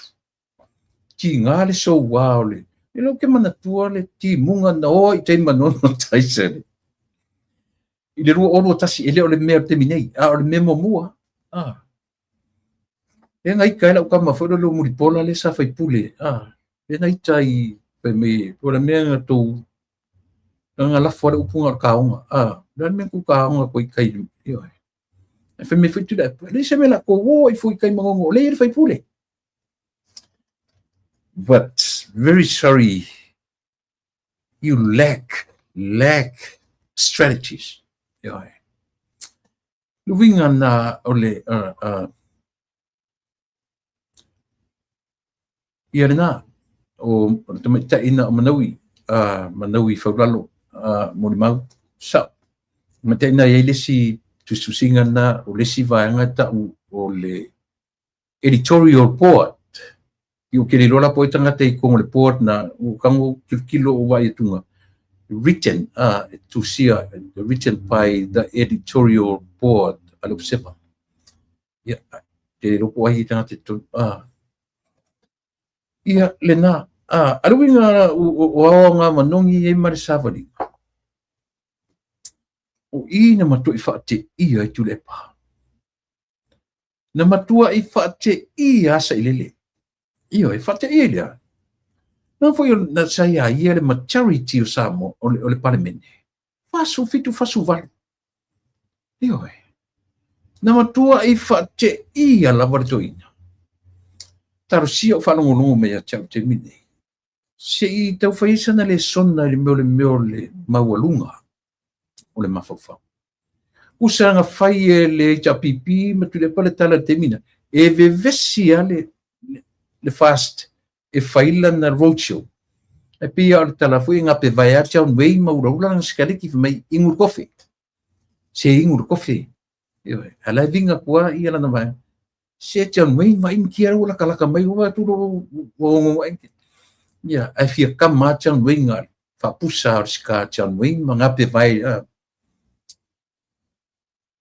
wa ke ya jan wei fa me foi kilo ko jan wei sole ele o mai nga kangwa ya jan wei na sufanga ongi mal mo foi mo sofa no oso sofa no fa me don jan wei yang kamai su elo man me ola ka fa penal mele Mangakua ia stuia. E fiu lauri malato e fe ausi. E fiu e fai ele ke ia pile ano ia. E sa lo tala le fai atu. E se le mali ia tama fai kinga o ke mo ringi maka por fongo ala fai ar fongo se ko kongi ai au leng maka por fongo o ka o levan ka o fai io ano sole se sole kali lope mari la ka fa lo pe eu solo ta ino sole tuele na fai ala ia le wa te ia le sau le mea sole pe o koe kau i roka mafau no tai loa ila ia lea o le mea lean fai e leo se mea na fafua veta ioi o le mea na tino mailo na ngarue ina e leo se mea fu ina fafatu pe na fau o le mea na fesili i le pule au o mea tō maia lau pule ioi tō mai pule o ila le pule na tō mai le pule o le pule le atua soifua e ana Samoa o ila na tō i le pule le atua o tangata parota na matua i whate ia la watu lepa ele ngata la ina foi ele ngata la ina sui le mea ele ngata la ina sui le manu malo le fas isi tama nanga no faita wina 7 to 8 months na tapena i mele tapena i vai fa fai me tasi na me mtautia io tasi le me mtautia ai tu telo mele lai me tasi le me ta tu telo no morte tai e moni le rofa o tangata i na lato a mata le mea na lato wasa le ngasu le whainga tau le mea tangata ia o lo avi e wha momua pa unisi a o le urua i vaenga lava na o sole e te lo le mea mali na luatu lava na fili i loto maanganga o tangata e le filia le mafaufa na fili le tangata te lele loto na fili le tangata e whaile fatu e le filia i tangata le leia o ina no tilo ala ia le sa ilinga o to se furu ma to rua Yesu pefa pena ili sa ilia tasiar tangata o to se furu rua le tau feo lolo na soifua o ina o Matayo o le tangata feita tu tilo ia o se accountant pio se tangata su tusi pio se tangata o la fonga tangata whapena a o to tele o to sfuglia tangata o lungo le sami lo lato ola tei whapena uma sui na amata whatutua i le tua samotas na sa ili i le taise anga waa na sa ili le tangata te lele fatu, te lele loto, e le isa ilia is tangata e whaise whailonga. Na sa ili tangata e ave i aile whatutuanga li tu malo. E le isa ilia i moni tangata te tele ni tusi whailonga. O wheran tatu vai ai. O wheran tatu vai ai. Sau ar ta maitai o ai fo ile ngor ta maitai. Matamua. O siana whaiaonga. Na siana whaiaonga. E sau minsta o whamsinonga. Sau minsta o whamsinonga. Ia. Aina o le li o whauwalo sa tangata tu lelei. Ia o le loia. Whaima minsta. O tangata tu lelei ia. Tangata ia na ui i ele whiri. O tangata o lo ta uanga ina lo iai o la tu whailonga ta o na ui i ele fili o na ui i ele fili na ui i le loia minsta o leo na ui i le whai pisinisi de leia onga oi o Wayne soalo Wayne na ui i o ai si tangata re to ono re na ui i le si foi loia o le suipania. Ui e ina satani. Ui e ina fili. Ui le teitai. Fia me. o tangata pio ua pio le vai le se tala le io le li po fo le study ele se non tala na fai to a telo tangata lai tono le fas le la malete telo tangata lai tono le fas o tangata atama mai na le au le a o ngala la muri o tala na le li tala na le li na o tangata popoto ala la muri ia fia me io vana fai le tala le ai le tai tupu mele tatu roi e pepese tangata nei me fau a wale vana la tu fai le ngarua io ia le na lau timu ia se taimi tatu o ia le timu ia maritu na lo ia ni tatu vai tatu ia a o nai to ina ia sa no sto ina o ale o sto ina o tea o sto ina o se muli ia o si tama o ma sinalupe io mi go kilo le sa lo tala le fai tu io no fai tu foi e au mai le tu ta ma vale fai a onga le au ta mai ia o le mele le ma fai na sink in i le loto ma le mafu fau tu le epa fono toe ma le li pole io i le fai na ngoto ifo i lo lato loto ma mafu fau o fai va fa le atua le ua fati ai lato io o fai va fa le atua le na fati ai lato e sele matu ia e sele matatia io o ia fainga e fa taliana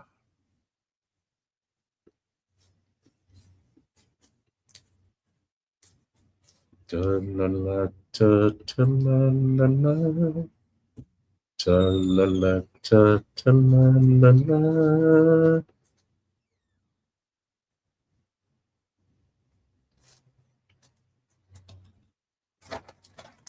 talala. Oh, baby, wait. Are you done? Are you done? No, wait. Oh.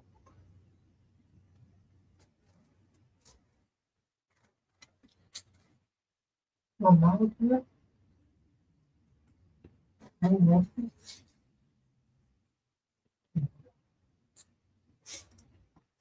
Yeah. Ma fanua na usenta tu la link.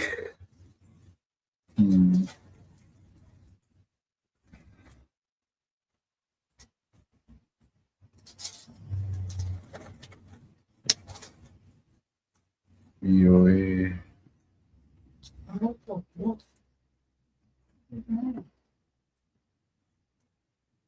Ia. Le ua watu ala tala noa ma la tu tala noa ua ngalo e tau na sent le link. Ia io ai ala foi no le va sentinga le link langa expire le mea.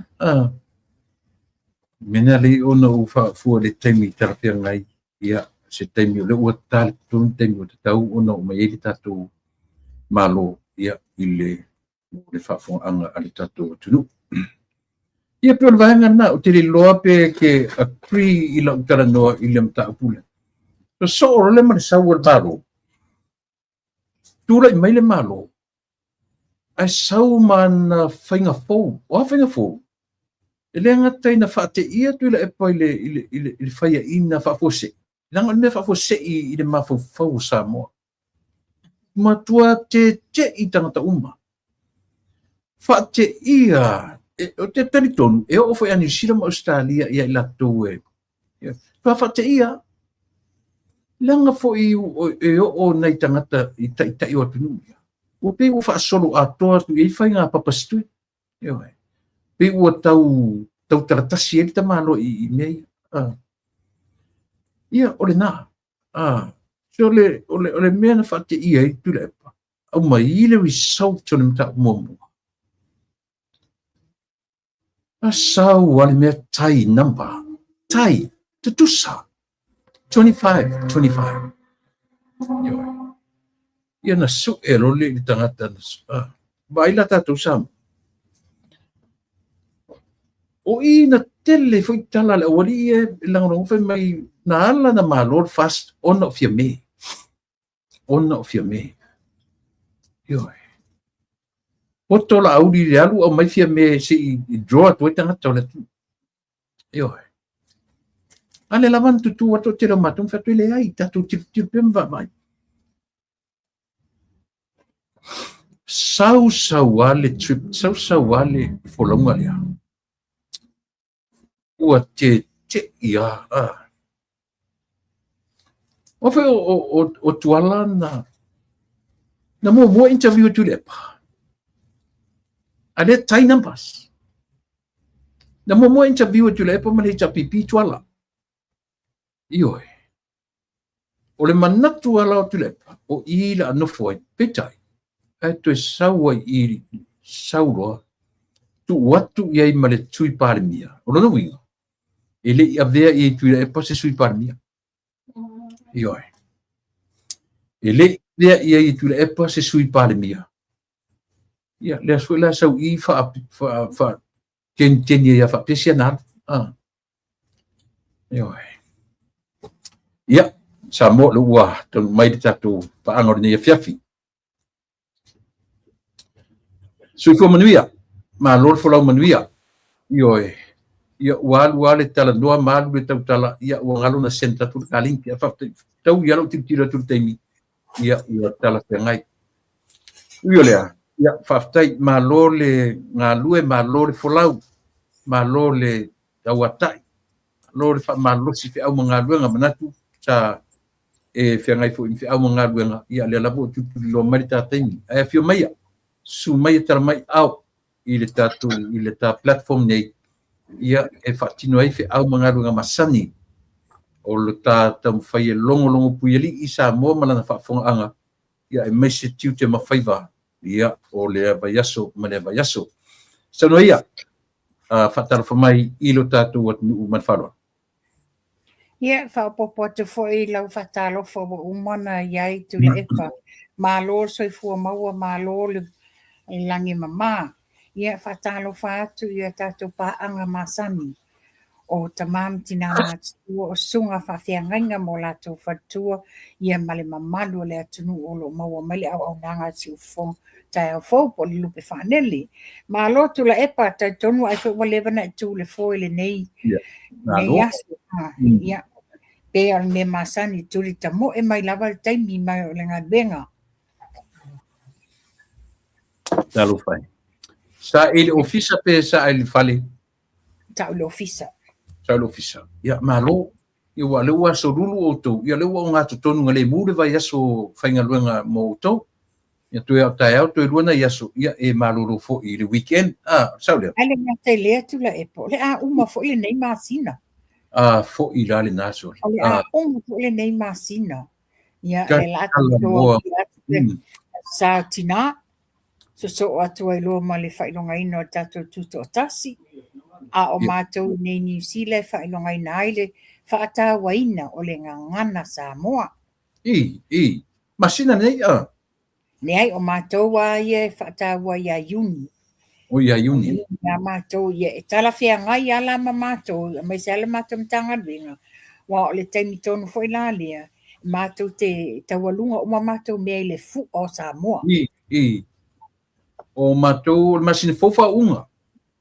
Okay. Mata tu le masina fofa unga onga. Ia se i taua i le tusa te le awha unga uma i le whai unga o me. Ia po mo ainga e whaatino ia Juni. E a whanela Juni o tele na uma wha unga. O mātou nei New Zealand pe o taimi leo wha unga university. Ia, taimi nei Le amat whai unga o apelila amatanga o me. Pe o le taimi ana le whai e te leo wha unga le tama whanau le a unga le university. Ia, malo. Ia atunu tula epa. Atunu o te whau wal whalo ia kanata.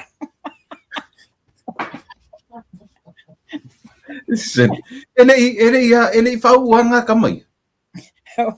E sa o rota la le stoi ina lena a mai dunga fasoa. E o mai lava te me ono futu ai ele i pale fau. Ai ke noa. Tate alofa i ai.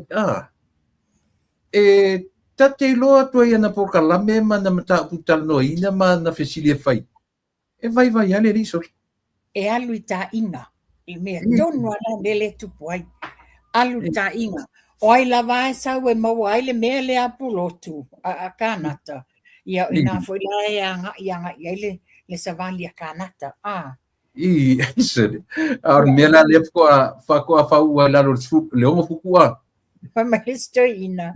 O tangata uma e talo sia la to fa unga mai tali tonu e o la to fa unga tenio fa unga. Ai paulo tama unga. E ono futu ai folava le pale fa unga. Sere.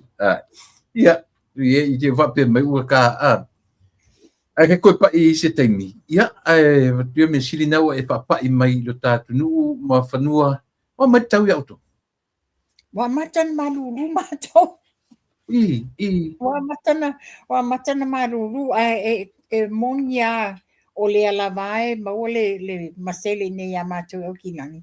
Ai fai alo fai nei ainga fo ima ya mai se fo mato mtanga duenga mato officer tu tonu ila loi Wellingtoni matua i le anga faia Wellingtoni i le flat.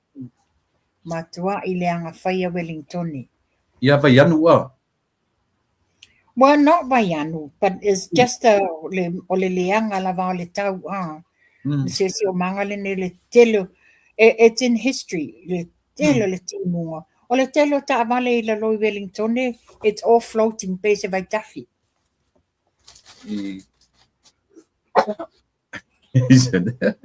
O le fai mai sia o nunga i e pisilia tu ia o e wha mole. Pia mau mai sana invitation i le wha unga o kanata. Le lau tang o draft fa bito ala vai invitation. A tau nga invitation whangale tau te o la e tase fa tangata tau te o e avi eri le fa manuiau. Te whai atu. Ia se whai se talari a vai anu ori. Ngā whea lo whale vai anu na tau a fia o tō pēr. Na ole mo na matangi wa satu la le flooding le watu la i mataimi nei.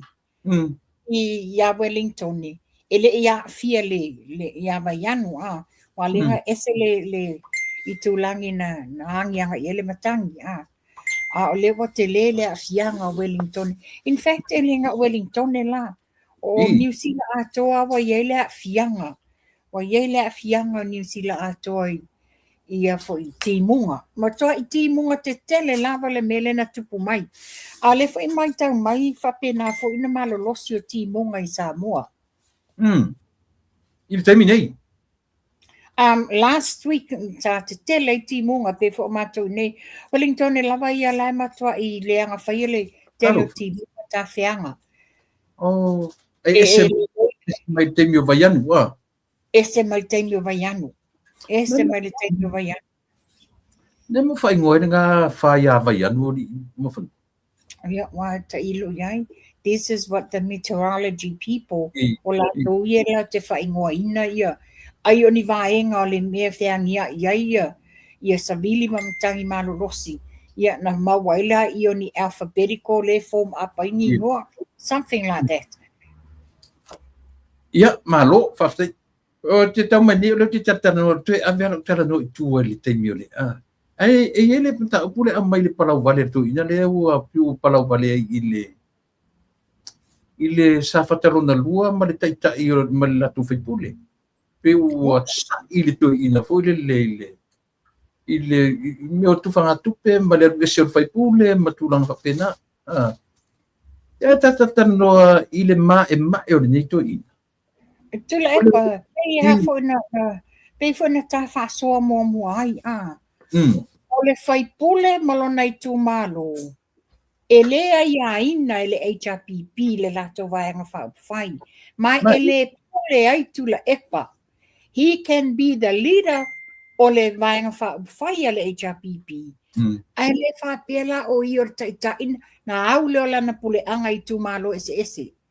Yeah. O na tusi lima i tu malo ia i o latou tofi, o latou sui wofi mai te tonu. O sui langa, o whai ma leo i tu malo i te tonu al palemeni. Ale me peo me ale le tula i mai nil te leo whawhita uli.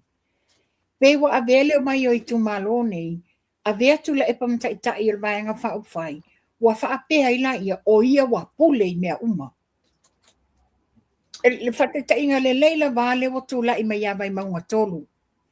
Yeah. E le toa o lea tamali i, tu i lunga masavali, sa ili tō whalo nei tu malo, mawai i, le almena iai, wa tasi lona whaamoe moelanga loto, e le maua se lumana i o lona i tu malo, ia inga matula fono ia wa tu lima mai e tula epa. Lea lana tua i loa ia, le ai, e sa vali sa ili le manuia lona i tu malo. Ia, le alana fe au wala la foina la fongo, te li whalongongo, Ua ia la foina la fonga ia sa fatalua, ma tufanga o tupe. E le se ana fe au ia tupe, na whaamatu tu le malo New Zealand, mo i la tau na whainga, ina ua ngoto ngā tai whale le mana wanui. E le ai lama se fe au ia iai. Le upu fu le sela upu le fatu o palauan. Lau le valea, wala lau le ba lea o le tumalo, na lau le valea o le ni faipule. By the way, mua whanua, before we go any further, wa e wheloa i le whionga le lipani? Ma te lei wheloa ai in person tu la epa, but we spoke on the phone. Ia, mo le sila fia man whaafonga anga Samoa, ua whaasolo manuia le whionga le li pale mia. Se tusinga ia wai lunga o penga te whai langi ma lunga le social media. Ni tusinga ia na amai lunga le observer whapea o la wai le vaenga whapitoa mo le fatu wa mai fatu le ai se me whapena. Knowing le whionga le li pale mia, he's always a jolly, happy person. Ua solo manuia. O lea la taatia po o le weekend nei, po le amatanga le vai aso, e mātou te wheloa ia in person. So ngauti noa le na te le ngawhatia ia le roadshow? I don't think so. O le taimile nei, taimile le ngase le whionga le li pale mia, mo le sila fia Samoa, ua tele tusinga pepelo le wa mai lunga le observer. E le o iei se tūlanga whape wa heart attack or anything. O le mea o whapo, taimile nei i specialist, wa tau fia le whionga le li pale mia, se i whaia se malo lunga. Ona le mai tau watu, ina ua toe taliu i whanua ina wa umalana si ngase. Ia o le ale mena iei. We all seen it. Tato te le toe tau fisilingia. Mai le tae au, o lea vaenga, o lea fono, o lea me, o mai whaile fono le kapeneta, fono tanga matangata e atu le ofisa. Whenga ia tau le pō, se fulu sutasi le pō, o le nei le maloro le whionga le li paramia. O lea lawa i le taimile nei wa tapu ni a singa mantangata e siasi whanmai. Ona o lea, o ta fie specialist, se i maloro le le whionga le li paramia. Manera upu na, malolonga. Yes. So le on fully rest. He deserves a good rest. Tau on malolo. Tu la mea la ye le sui paramia, la ye le kapeneta ia ora fa porina le tu o faise malolonga le. Mai te tau i tua inga tangata ia. E te tau tua inga leaders o le tu ona mause malolonga le. E mana tua fo i pena medivac tu fo ile i papastui. Ela tu mauro na la tua ia lu fainga le fu. Tam fainga sixeni auto na. Tam sa Lena sa waialu o le ngasi over hotel. Mai kongule Ese fo sorry. Talo sanga le fainga malo fa mole se ava no a mai ia wa ngase no des. E le fai ngā malo. Ala ye. E le sa wala sa se fana mai na sa wala o le hotel le me sa fai ele fono. O le fai no. Ang kokong en maro pasisi. Iyo e. Na tatongi ele malo le au mainga. Tatongi ele malo mea uma. Ela ku maro le mai ela ku alu fai lang campaign o. Ai alu e fai lang na moli mau. Ia to inga moli mau pipelo fa ne fa pe o a wa ai ngalo ia o ia le tangata le taimi langa no fo inga. Na o ti ele sa vali si tseni. Ela le upuna lafo. Ele ma fu ele nga upule asa sa kwale nga solo fangwa o pe asa salama. Se tu lo fa fonga anga samo. Ki sila fi foi mo fa no pe ka masangil ko inga mon mai pipelo a mga ku foi fa misingo nga le ku ela ku lang malang kusi fa ngoy. Ba ku lang medical certificate. Jadi e fai fu ro ka mai pipelo ya so yero ka un kaka ke la ngari ile mo mai pipelo ko ingan. Ye lang ole master to inol pipelo. Jadi ele master king meso. Ya. Okay. Telling ngo fo malau le sunga lau le mali to ngo fo lau mo king pelo ele lo o ia o le sifi o pepelo. Ma fanua dele no pena mo so te mi te mata ile o nei na fai ile opening o le loco le ono su fata usanga o le fu a sa mo la fai ni Ne ai lang le sa o male ofisa le winga la utala o le tangata sa na ta ia le lotu o le fai au o le suafa ia maunga motu o le tangata i longa o le hita pipi io o le fai onda te lango ina se laupa sen au langa message lana fai ana nei ua fōringa mai fōrele i lona langona whaale atu u whapea i lantala sa moa i outou alo lofa i taitai o le atu i o tātou alo lofa o tangata o le tinga inga whai mea whawhanga i le atu mana ina nei whalongolongo mai whareto ina mana tu whapepe uma ua liu kako ukama lea a o le whea au whaale atu o lena momori sa la sa outou tau fi etu na a tonu fo i waulu fiele nganga o lea ta ma fai fe au mai moni lau sa noanga le wa eta o mai lole suafa mana tua o yete ta ile tele o o tanga ma mea le HPP ia a tonu fo i waulu fiele na ia nganga ma le wa ia sila fia wa va aitino fo ila ia i fa manuanga ia wa abatu ile tu malo o lo ngalu e la ia li ile le afo ile le to vine ngalu e mai ai ia lo te tino wa tilo mai moa i fa manuanga ia tilo foi la se lau lima sfulu pe o ina le wa fa tali ton winai ele o ni mea fa fau ele fa pena ni fola folanga sa fa ele fa nga malo o le moni fa maoni me yo fa email fa nga malo ia atono se tulanga le na wa yese wa ele to fa ile fo itama fa fe au titilo ia le ai o le ese mena au mai o le o fodinga va aia i o ngā luenga le o whaatino mai e whainga manu a tonu e moni a tula epa o te whaake a tonu e moni ia le saunoanga le ta mawhai whi au mana ia o le kiri wanga langa whi au mana ia i o fōla ina o whailan tarawhai u na alualanga e taro sia le fionga le li pale mia mani ia le matango fia tao mai ia lautim ia lea ua ilungo le ea ua sala lau o upu matala o saunoanga se sila ma e tangtanga ia o lea ua whapea mai lautim ia ile o le vang whapufai o lana ele se whapunga ia whai mai te ronga te alu le vanga o tu malo yo a le lava ua filfili en malo o le mea ua manatu ia ilo na tu malo ia fai mea leo te fia iloa ma whanupo la sau sila ia sau ia i foi ia le li o tai o li seu o le mana o le o tu malo ua o toi sau ia e li liule a le fo sau le li le fai o le mana o le o tu malo ia o sau fa ia o ne o toi le sapa ale lau sau te tutu tasi ia fali la mona tele ni sui o isi to lue fa ana sau sila ile na sau baba ai fa tina ile tulanga le Tula epa. Whale upu whangangi. Action speaks louder than words.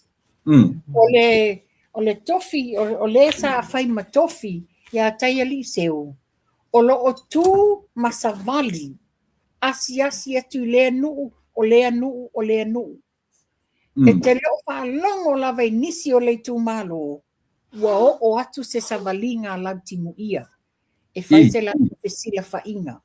Ua toa tele nisi o le tū malo, ua whaailoa mai, ua wala au mai. Ma apai le whaafitai, wa le tele no utango, ma ere taku le poster o le ato taia li seu, o lo iele pena le tato wang whai le fast. Le lai tele na so tai mai nisi o lato whaafitai le lango lango. La fesili la le no fesili ai. O ani tau wheiloa inga, o ani mea ua whaalawi loa atu e isi sui. O ni mea lato te yeini o lato wanga waa, o ni mea le mawhai o na lato whaatinoina, pe a whai e tula i mai. E tusa, e toa se fulu mona tupu lato walau mai. Ai whaapea mai, e le aise mato wheiloa inga na whaia ma isi sui ia.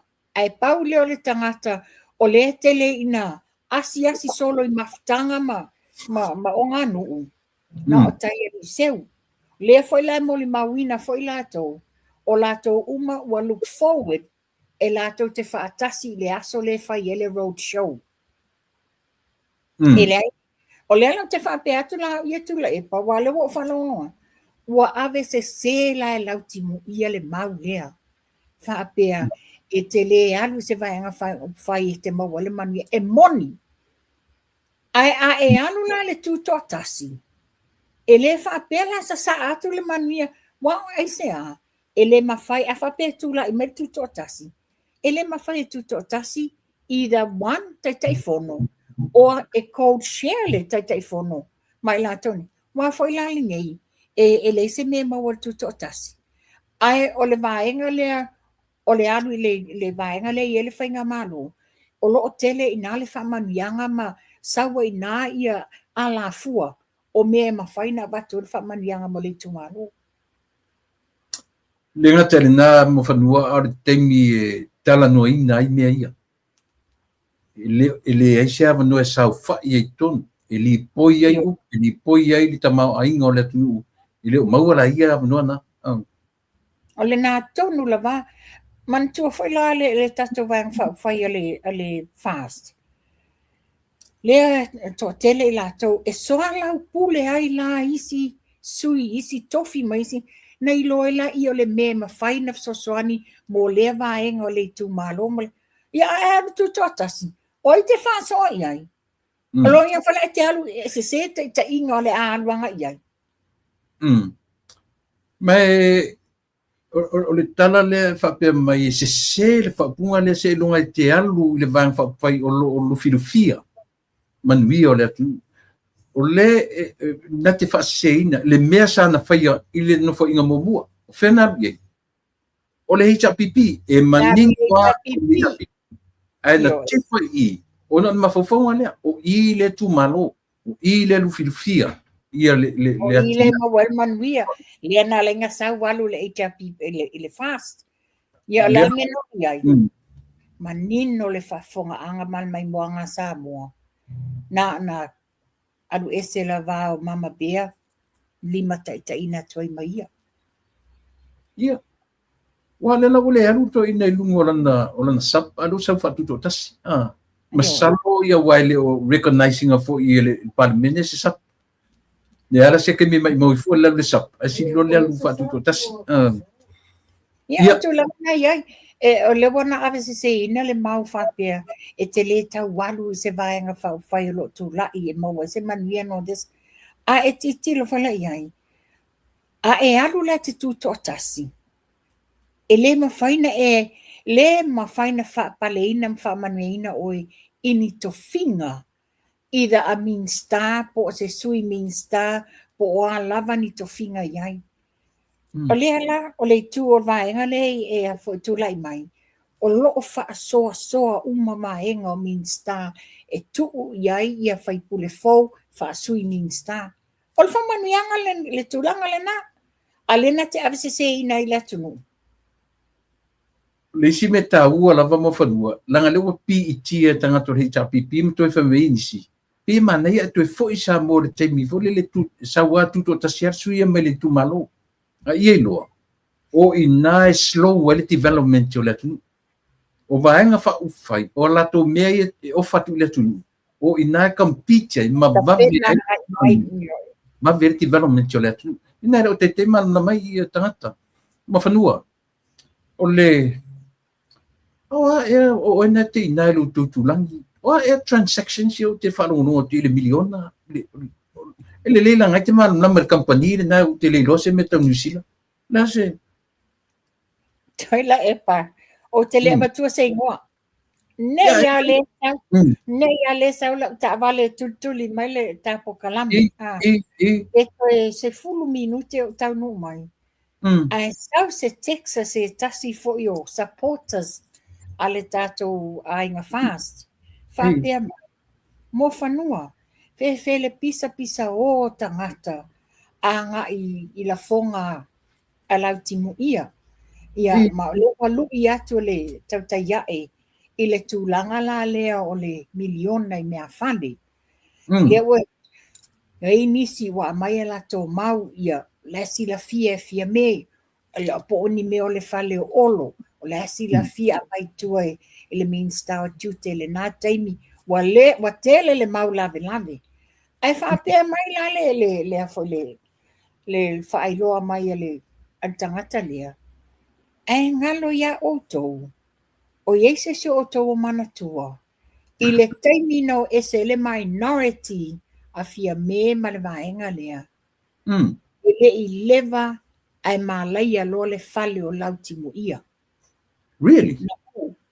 Le wo te le i la te fongi text na mai. Sure.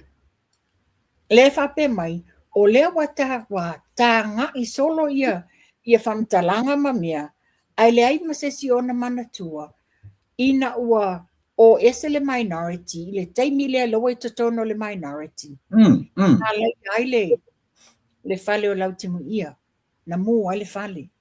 Pele o le tala le, pele o ni mea whale ea, e toi whawin hailo. This is what people are saying, Ia, te tautonu foi. A whaafonga mai foi la le tuangani ia tulo ia asiata ma le ata wale la pokalami. O le langa ai foi mata upulea. Well, it's worth looking into it. Pe monim wha maoni wa manatua. Na iai le whaasalaunga lautimu ia na mai lungo o le social media whapea. E na te le whaamaunia nei tua inga le anga wa whai ia le tupele o le miliona. E la sa whafonga o masa mua ua tali ma iai a siata. E leo ni tala whau, e leo ni tau whaleanga, mātou te leo whai atu a mea ua tau ngā oi. O le whaamaunia mai i le sui o le tangata anu sa mua, o ia le sa lua whiso o tai mai iai, le a mai ele tupe o le whaataunga le nei. O le manino mai e na. A le la toi whapea mai. O le ua toi whaailoa mai e tangata lea. Ina ua ea ape asiata ma le a tawa pokalami. Ua toi so tai mai ele ia lautimu ia i le tūlanga ua whaailoa le mata upu. So o whea la le mea moni.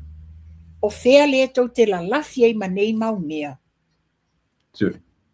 O lona winga lali i mawhanua pe, lea sa tau baba ai. O le transactions lea o ai na authorizing. A tau tanga i ai le tele o le tupe, alanga o le maa ua mai na sausa o mai a lautimu ia. Yeah, and I'm pretty sure o ia le Minsta o tupe e na te authorizing.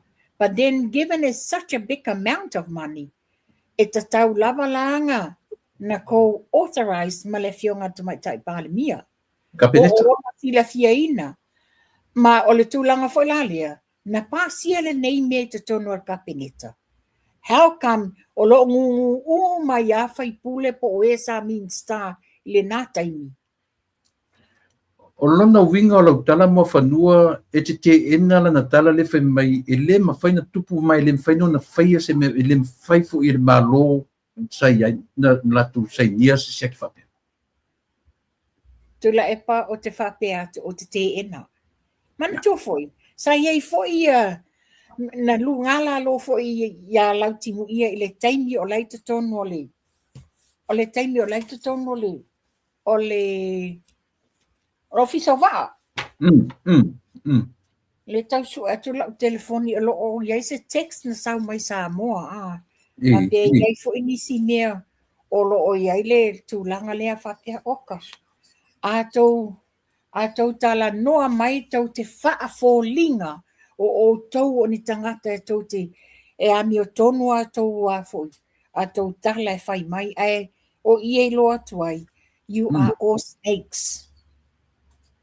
O le winga o le te whia maram la mai wa pe le leia o e nai ti nai le a foi. Le nai tu laulangi. O winga o le transaction le ngalu aku a koa la le 1 million. Po se me foi le wa ia tu le tupe. O le tūlanga la nai le o mautinoa iai na asia to tangata o lava le lona malamalama le atoanga mta upu lea. Po le tau atoa le o le whaatau. Was it na sau atoa le transaction at one lump sum? Po le mea na vai mai le amainga transaction. Le tūla nai le o mautinoa na asiata o lo o lava lona i loa sila fia le tūlanga lea. Ia, ina nei whapea le uso o tatu tala noa tu le mele te mitonu o lana palota. Ai, o lau timu ia. Sai foi si me, o lau tu ia na contact mai ma, mo se ma te mi o lai la ta pena palota ma tala noa mua. Na sau leo manuia. O to e val aule iai na ua tau whesana whaftai le. O manuia. Ma tala noa whaftai. Pa tolu lo ina ua minsta. Ua fiu to e contact lau timu ia. Ioi. Mai ole mai na afaro mai foi tato min sala yini. Ia oni mau le mai le nga i fai min stata to to mau le mai na. Ioi. E pale mai lo. Le lo lo le me na so so ni tu foi la tu tu. Anyways. Ia. Am stanta. Hello. Ele se se no angale na tu le epa. Ele se no angana. Ia ni so ila to na pale mai lo. Ia. Wa mau le tu langale na. E te fiu e tau wala au pe senta tia na whata lofa. Na sa whata lofa o a mai le aso no des le ai ma se tali mai a. O lona ese senga le ma le fionga le li pale mia. Na tonu. Ese senga le ma le fionga le li pale mia. Na tonu la. O di kelo o le memari. Fai foi ni pa langi ngai mea a tupa. Ko kilo ako mga makamaka i se response o pa pisol nga me o ki abi nga le tinga lo loto le tinga o le loto nga e vai tu le view sometimes up by foi be very busy fai ngo fie tato tangata malama o leo tato lola to finga e tele na pisi le mea le lo vai tu le view e fa pe oi pe folinga e tele ano mai o nei o a mota au. Na foi lá no falo ko sa inisio tatu sa poros me Australia. Lo peto mo. O le mele watu tangata Australia fai fa le makali fa le. Ai o ku sa mo nga de si haya en pai. E ai nisi o la to le wa foi pa uma. A me se la to sa min stali. Le pa inga la minority e le i oka le mea tonu le nei e foto a ta tu la ka message ele a toni fie se kone na tau nu a sau le tali mai Samoa ia la tau nei ia le ngata le na ia bala au mai o le sa ini ngā tupe le mea o le mea e fai atu le sosoani a ta tau nei fafo ai nga o atu ai Samoa tu le tu na ofisa ia Paula, a vili atu le whailau tusi e buksa appointment ai le tali mainga. Whapea, e whaalua e whapea mai o le pisi, o la o fesiri mua, buona sila fia, leo te fia whira mai I talo mala o fe au tusia ave iai. Ua snake and rock, le tala na ave iai, ua ngata I na toe wala au mai sisia tea. Sele. Ia. E langa e whaata ate tula e pa, e mo I lava e mea lea, mo I lava. Ia. E le whapea wa tātou o atu o tātou mana na o e maini tupe e maini a. O le fia fei loai.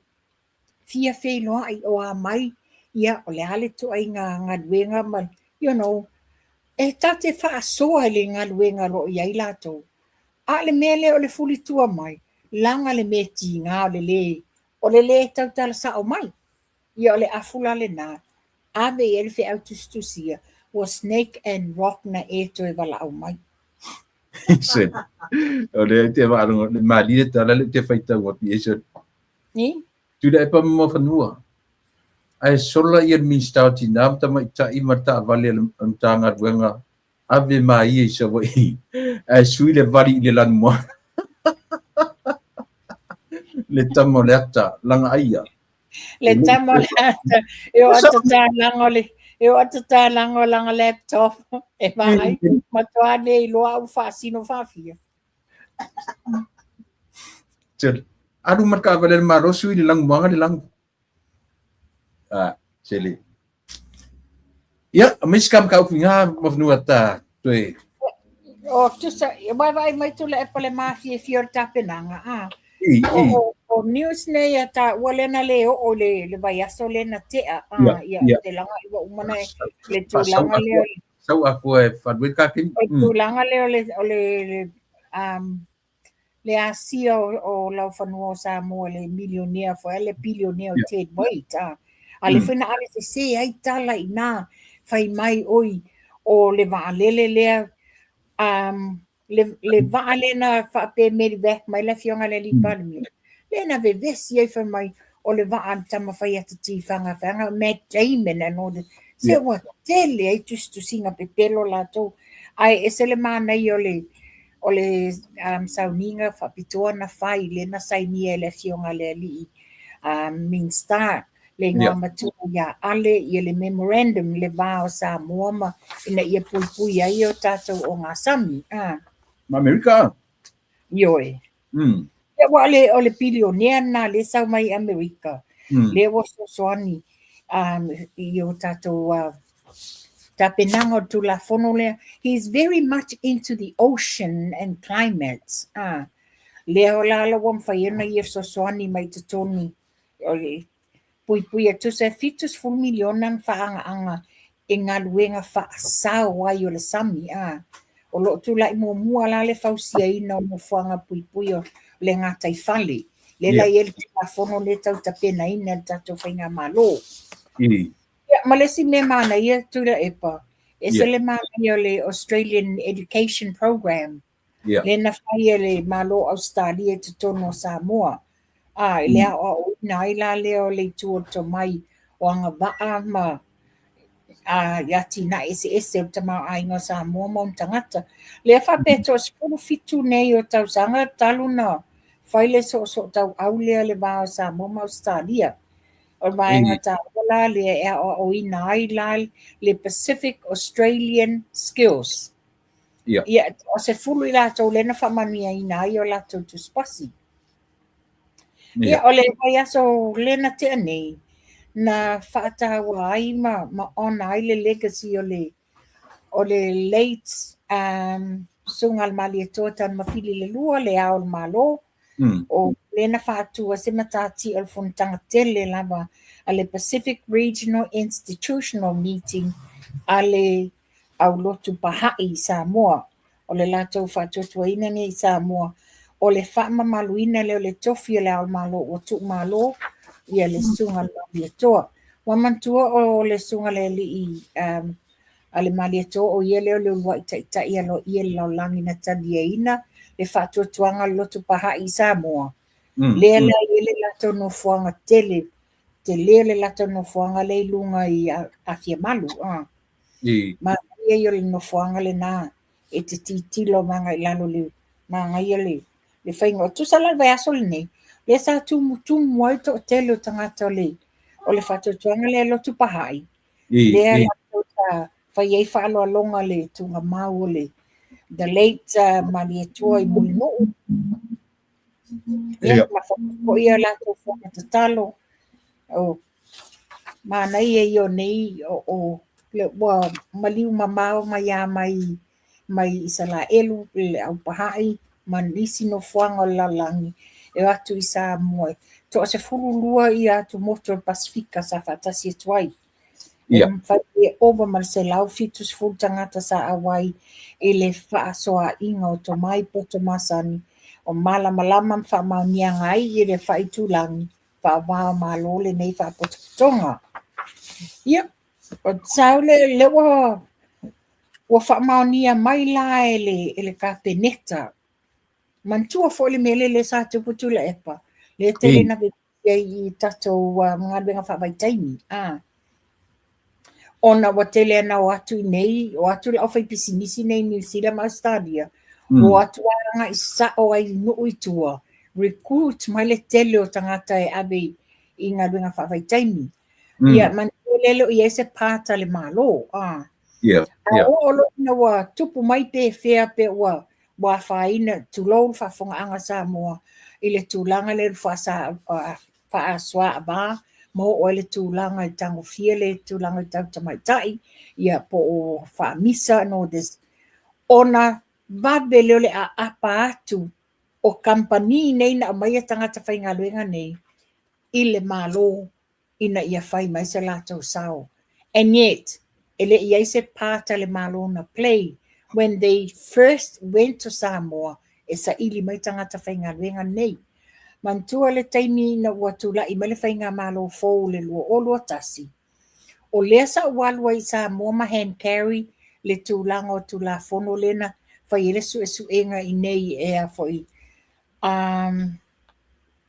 o tamaitai sa vea mako vana I nei le hui wangal ne te alonga swafa tauno mali Carolina lena mau ale to tele o alo mafana wa Samoa lena o mai Samoa o lewa tele na the TPS to tongi accommodation transport and all this e ina ua fio ia sau normali e file investigation ina ua tupu masa wha lavi la lo I hasty o ina loai e tasi le fale pe tolun potu moi e ta ito se fulu tangata I le potu tasi ioe o ina le ngai loai o isi fale o isi no foanga e le ese farta e le tutonu o fafo wasi ia sa moa le tulanga le o inala le sa fai mafia fiele li poti no walu ave na tu le au o le sa minsta o le MNRE to sulu Schuster wa kai le na o le lalo inai ya la tole le mai ngo tangata fa vai taimi o inala le sa tam fai le finga malo sa no tele foi le fionga al aulian malieto tulanga le se me al malo mawai alea o olo ina wa tupu pe fem fala vlavi tapa ma ile malo wa tau na se sa o le malo ina ia faini ni tapula o mea nei le lau fai loa mai la le fionga min style tupe e tolu labangi agency wa fa amaunia o le ave yele recruiting wa tapuni fai to de tem fai to fa ofiatu nisi agents Total lava agent o le Pacific Workforce Group o le Potasi Development Trust le fionga ia tangaloa whaapea ia taimalie Charlie Liki Westerland o ila tau ia to tolu o lea ua pasia lato te whaia le recruitment agency o tangata e mai ngā renga whabaitaini. Ai whatino lava e le whatino lava malo I fon whawai. O te li lope o le maua se tala tu lai pape na o ye sau wha a tatanoanga. Le ua wha tau tō ina whamisinonga whanua maswafa le sui perestene mua o le tūpata mai. Dai jadi pa i wa lo ia umata mai China Ia, no isi. o le tamaita ia silinga la wano matua bao Diana Roma. O le fatua leo le sifui whamasino runga whamasino maulunga. Roma. Ia ame Provosa Loma. Ia le lawa mai ana whatautoina ia o tamaita i mua la leo wana umir to finga o le sui plestene i le ofiso whanua maswafa. Ona le whapea mai. O matua i te le pe over le tolu tau sanga le behind o le whaangasolonga o cases o le vaenga le LTC, vaenga whanua maswafa. A tonu e o atu ia ua tau maua se whaamama abenga na ia babe ai o na whaasoa ia cases to tele malo le tino. Ma whanua tai i leo whamasino. Te loa whaisi umi o itua i le tari tustusia te mai tai o Charles Sanga. E o tele ana whaitau atu.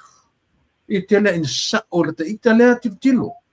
E leo taita se whamasino, leo taita se loia. A ora tam whaifiso o tai i tari i rang whaisi tele so le oka e ni tu lau le. Se lau iwa sfolo fitu i tu lau. Se lau iwa fitu. Ioi, ta whaitau fo i ewa o ka maka whaikau so. Ai, la so wa ipi, o lau tāna ke kira pe e kalawhia ngai whai unga taita. O lo tala whea ngai, e tula epa. Le whawhonga anga Samoa, le fwoi sa tele na sa i te tele mo. Tolo so.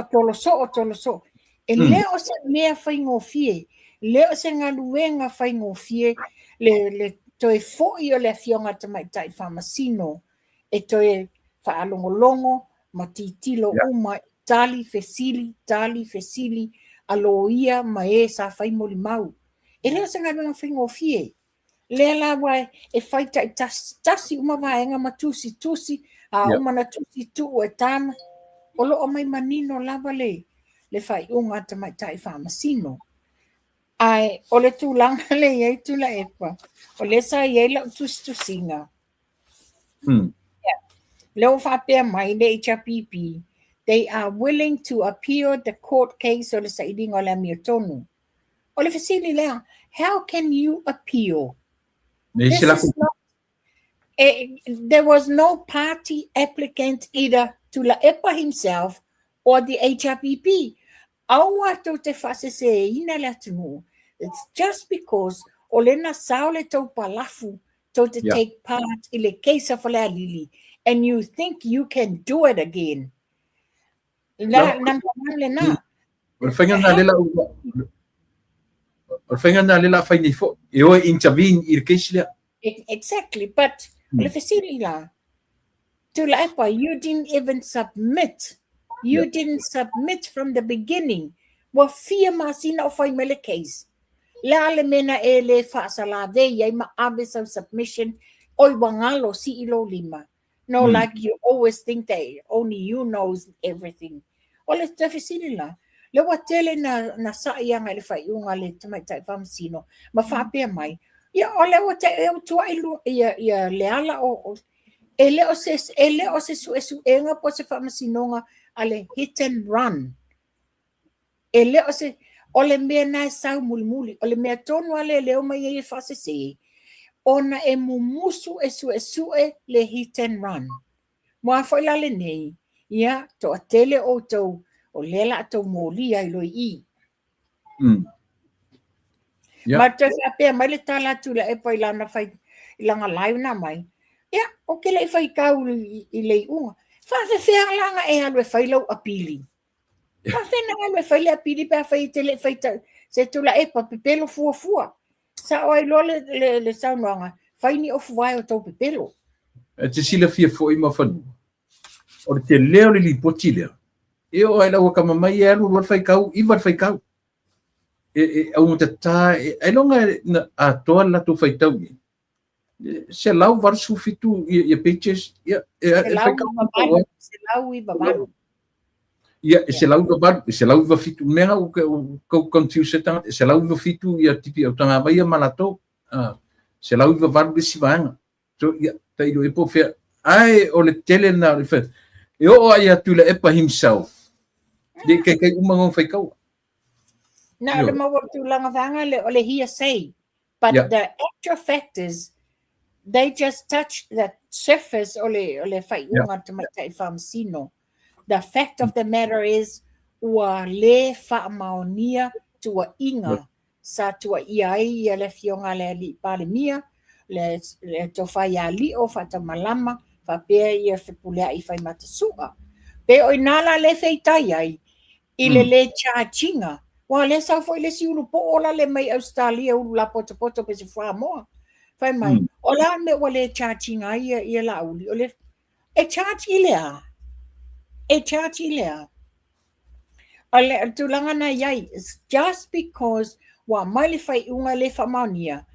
Pa wale me le tuli mata i vaenga le nei. Ia fale anga ina awala ia molia pe lauli. Ia awane I fai se su enga le hit and run. That's all that matters.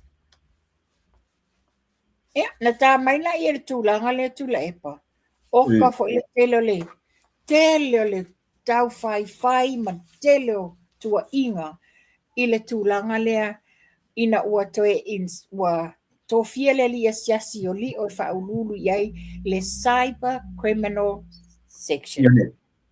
Unit. Ua tele ai fo I tala mwhai mai whawhiwhena toi whaulu ua whaamaoni anso tulafongo. O le tulafongo le to te referanga iai o le tribunal a le ofiso leo. Ai o le tribunal le nā e na ona wha pepa tātia ai au tafa se I whai mele unga o wha masino ngasmu. O le alo e le ngi wha masino e le ngi lo ia tangata sa la tō whaia. Le la watali sa o le wha masino nga e le wha maonia. So therefore, le se molianga o le fionga ia le tō wha ia li o. Le watoi fo I li o te tōna. The whole, like I've said, the whole scenario I o le mumusu e whaululu e li o le cyber criminal unit wa o I o le asu e su e ai le tūlanga o le hit and run o le asu su e umai lunga I nā le whaila lea. Ia ma leu amatalia sa iringa. Tula e pa o le mata upule leo te atai nei o le whapea mai no involvement in the 100,000 case. Court tells the Attorney General. Le ai se a fianga I le se lau wafirum ta upule a whai mai el whamsinonga I le loia sili. Wa poloa ina whamsinonga mawalunga le loia sili ya maunga precious ina ia tu ina atu se tau tinonga aloa ia e le toe a fiai o ia I so se a wala I le ilo ina o le mata upu o lo ta ua. Le whapoponga tau sanga whale a lili numera tasi e pei ona su e ina le tutongi ina se la wafi. O le mea te whiwsiringi ai I tula epa. O le wa mai le polo inga le ale whamsinonga mawalunga. But why did Satiu Simativa initiated in the first place o ia le na avele le tau sanga le loia sili e toi e ilo po animo lianga e molia e se la wafelea. A le wato e mai le me le loia sili e avatu se tau tinonga e le toi natu tau tinonga alo ia e le toi eso na afianga. And so why did he appoint her? Why did he give it to her in the first place? E whai malele mautinoa nei mea. Aole, o te meta I lo yesili o lo still overseas. E malai saina pea. Masalo. Last I heard sai nei ia mātou New Zealand ai le I malanga mai le fionga le li pandemia. Okay. O le mana ia o le o ia sa no mai o te lepa. Le whalau lore na whaini rea fiafi. Nei a le pe o le latest le lenda o mai ne o le whalau lore na o le whamau whailonga po le loko. Lena sa mwati te au lena te ai maua la se li tolu se fu mar fa tau sanga tala voa Yeah. ia o ia le na maua le fo le fai longa o le numel mo mua le la ila na tale ua o le ata o le tanoa o le to'o o le ipu tau ava o le la e isi mea au le lanu lai fa ngai le li lanu le fu o le tanga vai sa mo mu man lan wana pauli o le swafa o le li e ngoa ia Jack Ola la foi mai le fio anga utu ali ia mafatitu i sali mo tupi o le latest na le live me ngia le fiafi ia ai amta ia le tapu kalame i le nei fiafi ia pe o nei tasis na me o le te vakule ia notes o tapu Whamauina mai Samoa. Ua le tatalaina le new Central Bank building le whai ua le tatalaina masina nei o le wato whapopo le siono masina o le mea pito silina mana ia wa o le fionga le a tamata mean star tupe o ia foi le alo ia ile mata upule i lalo lana portfolio on. Ona o le tūlanga o le ofisa o le Central Bank o i o se ofisa au tū le mō le malo Samoa. A le manino mai ai, o le wata tuu le ono masina, ai le ai se whaasiringa o le tupe. E le peila mana tuatu la epa, le mea na mali wai se tasi fo i o alo. Sula mana ia. Ono tūlanga whala le me tau tenda ia sa whai einga luenga o ala lau papa ma mea ia. Lena maua fo ile na alo e ese fo i wha la vea i tua o mea sa whai ai a. A leo whawhitai o le tu ai lawa le fionga te mai tai minsta. Ona o ia e ona le poloketi lea la namtanga luenga. E le se extra money. Tu fa popo temi ai le se tu pe fa popo a. Nga. Mana ia le whalau i loa mai o le outstanding dividends a le Samoa Housing Corporation. Wa whaisi na lewa 2020 to 2025. Le lau whamamia mai o lewa uma wa tutonge 5 miliona iwa se lau luas fu fitu wafi. Tol se lau ona so 5 tala balu so 5 seni. Ia whaitai o lewa maua nei whamama abenga i o tātou tangata. Ia ai me se fwisi o tātou whainga malo o lo tau sa ili uma mea lelei a wale atina e ino Samoa. Le afu, tau, le mele na tarano mai nei li tue whapopo le ono masine le whainga le whale le Central Bank. O uro loa, ia. O lona matango fina uma mena, ai tue whaawawa e mara se singa a le komiti o tina e kabineta. Na nga ia ne ai e asia ne i le afoi. I le gas station le malo, ia ma anga ia ne isi poloketi te tele le malo. O se singa, ia, pe whatupu manatu i le atunu, whatupu manatu i mese lava i department le malo. E leo tu au noina e kabineta. O le lava o anga ia i le se singa. Ia mawhai o na muri ta ia. Ia ngaruenga te tele matina e malo. Matango fie? Man, o le ofisa au tū nā le iai le pamu an malo le nai. Ngai tonga i mato. E whasanga i lava male te titi whasanga i mele ofisa fui mungi ai tonga i mato. Mana ia? Whailoa mai le ANZ Samoa. Ua iai ni awa noa fau mo pisinisi Samoa. Mua sai ni ai lai le ANZ Samoa malmalo Australia. Le lato Market Development Facility. O se memorandum la lea e whale lea ati lea le awa noa i le ANZ E-Gate. E Samoa whaafengo fia masaunga le mule whaanga ino tutongi ina o lato ai tā lafu po ani lato pili lungo le internet. Which is whatever, lewo o iei tātou ia tunu nei. Ia o le whila o iei Samoa, it's up with the flow, the market of the development o tātou tunu. Sa tala no le mele tupu ni le stona nei. Le roadshow. Ia te me foi na le roadshow le ni le stona nei. Ila u tau tiro atu ua tala whiangai lama manga va ar tamai tai sui pale mia whiangai ma mea. Io e ua va ia tua ua pri o le ua tau maua e sina experience o le tula i mai. Ia mai te telo ai le a foi.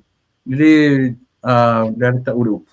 Le tu valeina le Tu mamaina. le tu mamaina ele o vale tu lima, that's the word.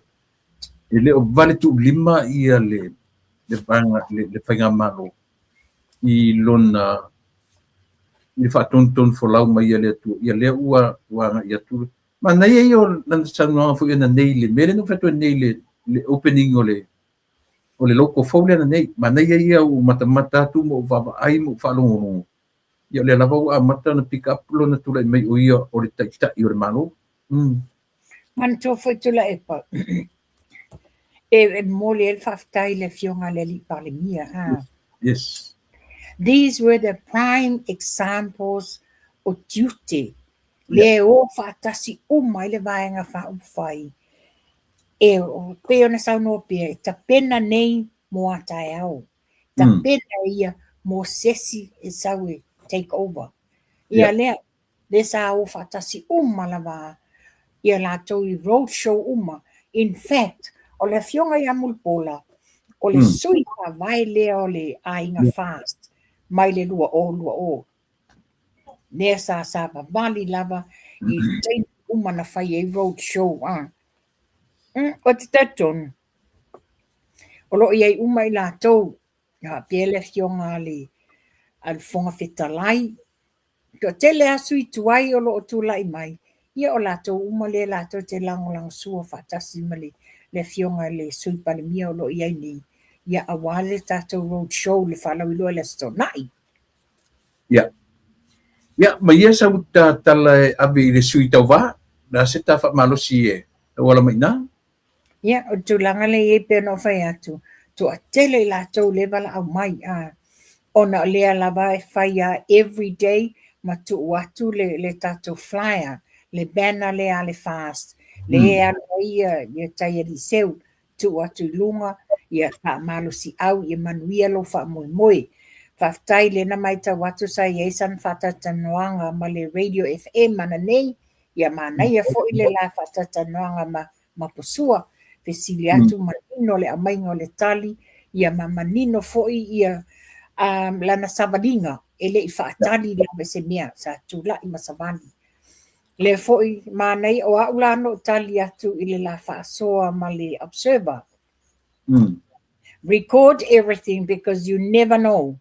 Ese fo le tali le amai lunga. Ese fo ni tu singa e mai newspaper. Ia tulanga na iai. Mana ia fo ia le na whatata noanga.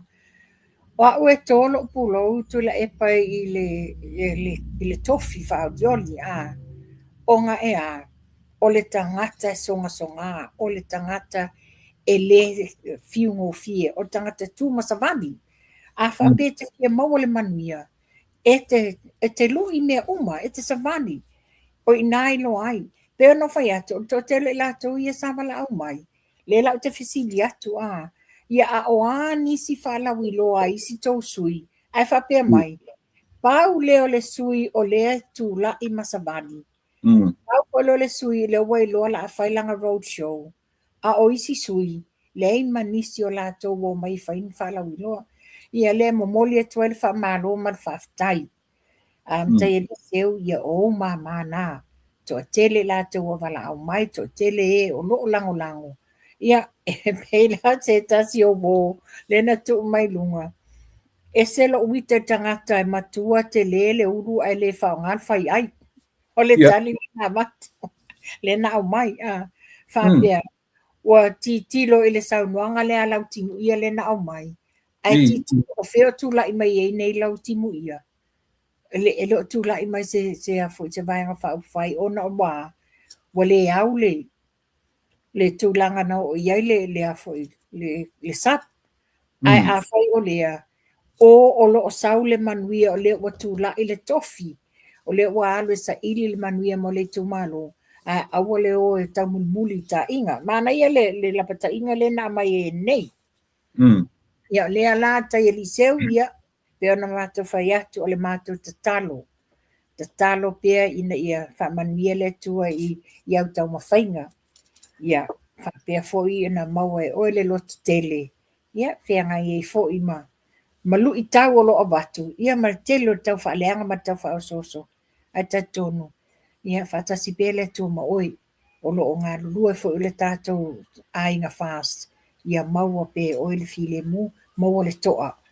Ia se tala le abatu tula epa. Alo, paftai. Ke loa te tue whai ua tu mta puna i na tapena mai. A se whai a se tātala mo whanu. Nā se la ngona e a fuai, na tuturi apu i ar tu ina le. Nila, o hani mea o ewa aia ma, o si lia ma re fase, o tuti lima se lau tangi na ave, e vatuare se mea o a fiai le fio. Ale fui tuturi apua, ne la toi oe a pili le keisi lea, e tau mawhaia, ina ia la vea la auri la marito, le keisi lea o le mea tapu mea fau. Le lava e tele le mea whaongale upu conspiracy, fau. Ai ava, ai i sa mo right from the beginning, o le nofo inga to ina le mai o matemi na ua vala mu, fau mai a mea mai amtanga, le sa utau si, la tomu le mafu anga tuturi apu e whapetoi. E tasi al mafuanga le no batua mo motu la epa.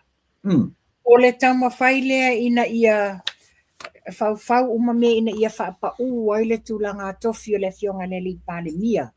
Wa lea na te loa a umina tūla i bele fionga le li pale mia. O le malo anga ngai toi susu e ilunga le case le o le hit and run. Yeah. Wa to tele lato e a fiai sa lato na ina le tele o le mea moni. O le mea tonu ana le mafua i mea nei.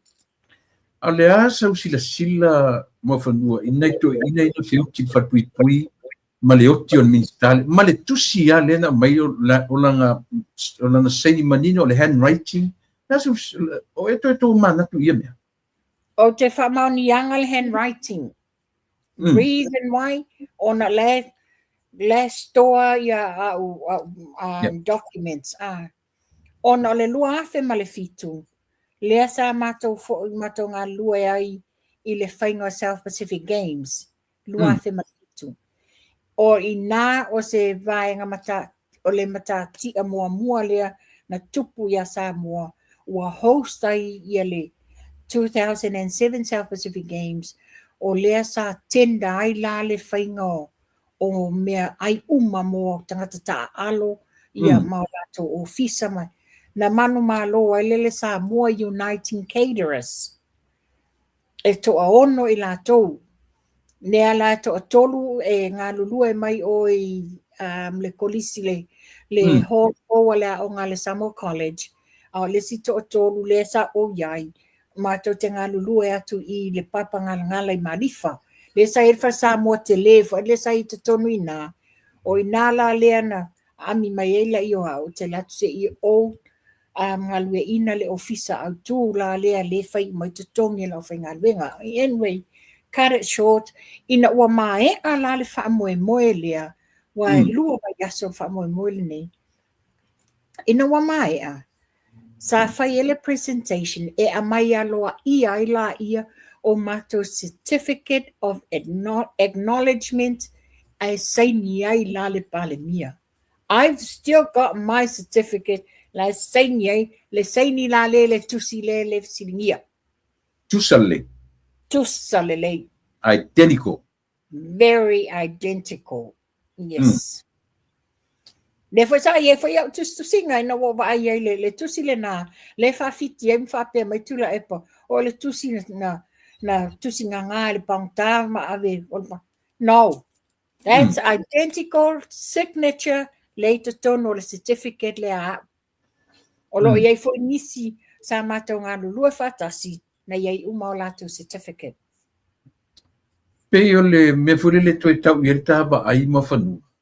O le leadership ma mea tutupu under his and her leadership. E le tama I mea tutupu. O le o. E le oni tama I mea na tutupu. Io e. O tulanga na iai ia. O le tulanga le na e pelo langa signature le iai whamanianga. Tula I maila I le malili wai fu ia tamari ia le afa. Whapea I le tamamatua ia to I au kuso Kane. Ia. Male maliu fo I le fionga le li start fai pule le fionga ia luanga lau. Mea na tutupu lato whainga malo. Ia mantua foi. Maliu le tamaititi mulipola oliva. O lea mea iai. Le nā lia e foi. Tusa o le uso whainga. Oi foi mulipola oliva. Le sa mai le ainga le tai. Le sa fai pule. Nono. Le sa fai pule. Oi nā le na le mwhento e alu tula I le te run. Io e mantua mai la tula epa. O le uso whainga o mega drugs. Po walua e nei pe tolu ni vai aso taruai.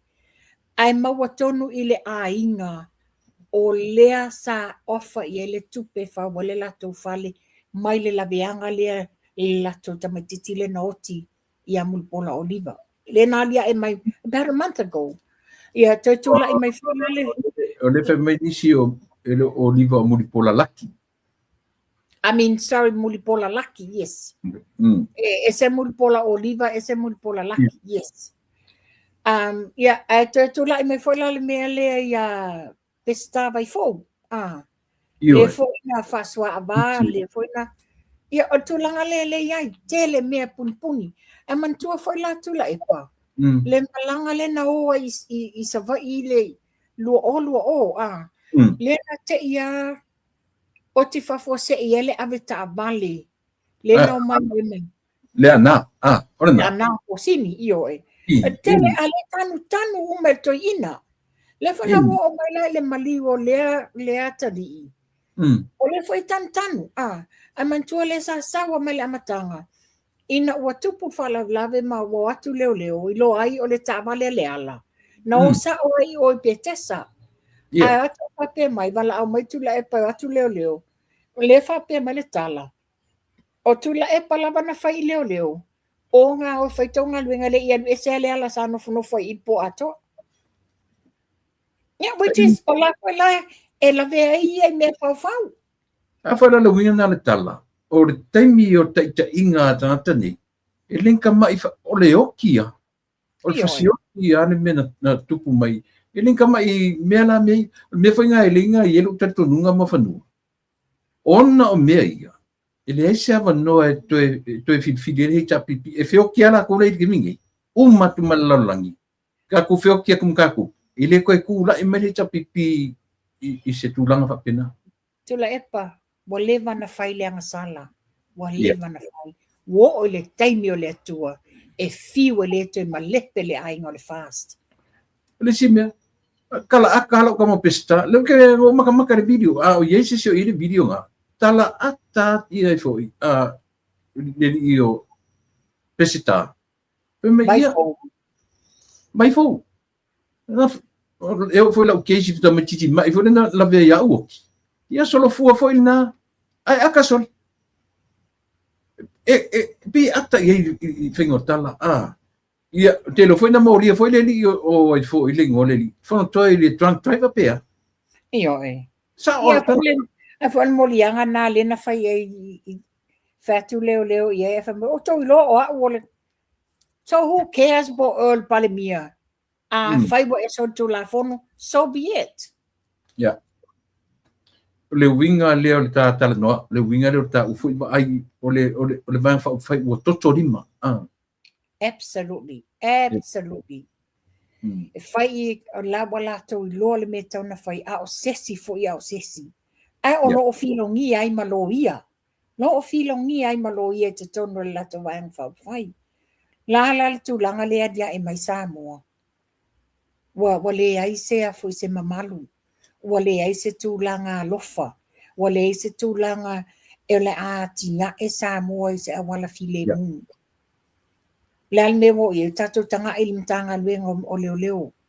Lal me le sai nei fa fetai whawhetai le atua, wana au mai el vang whai el fast, e la bea i Samoa.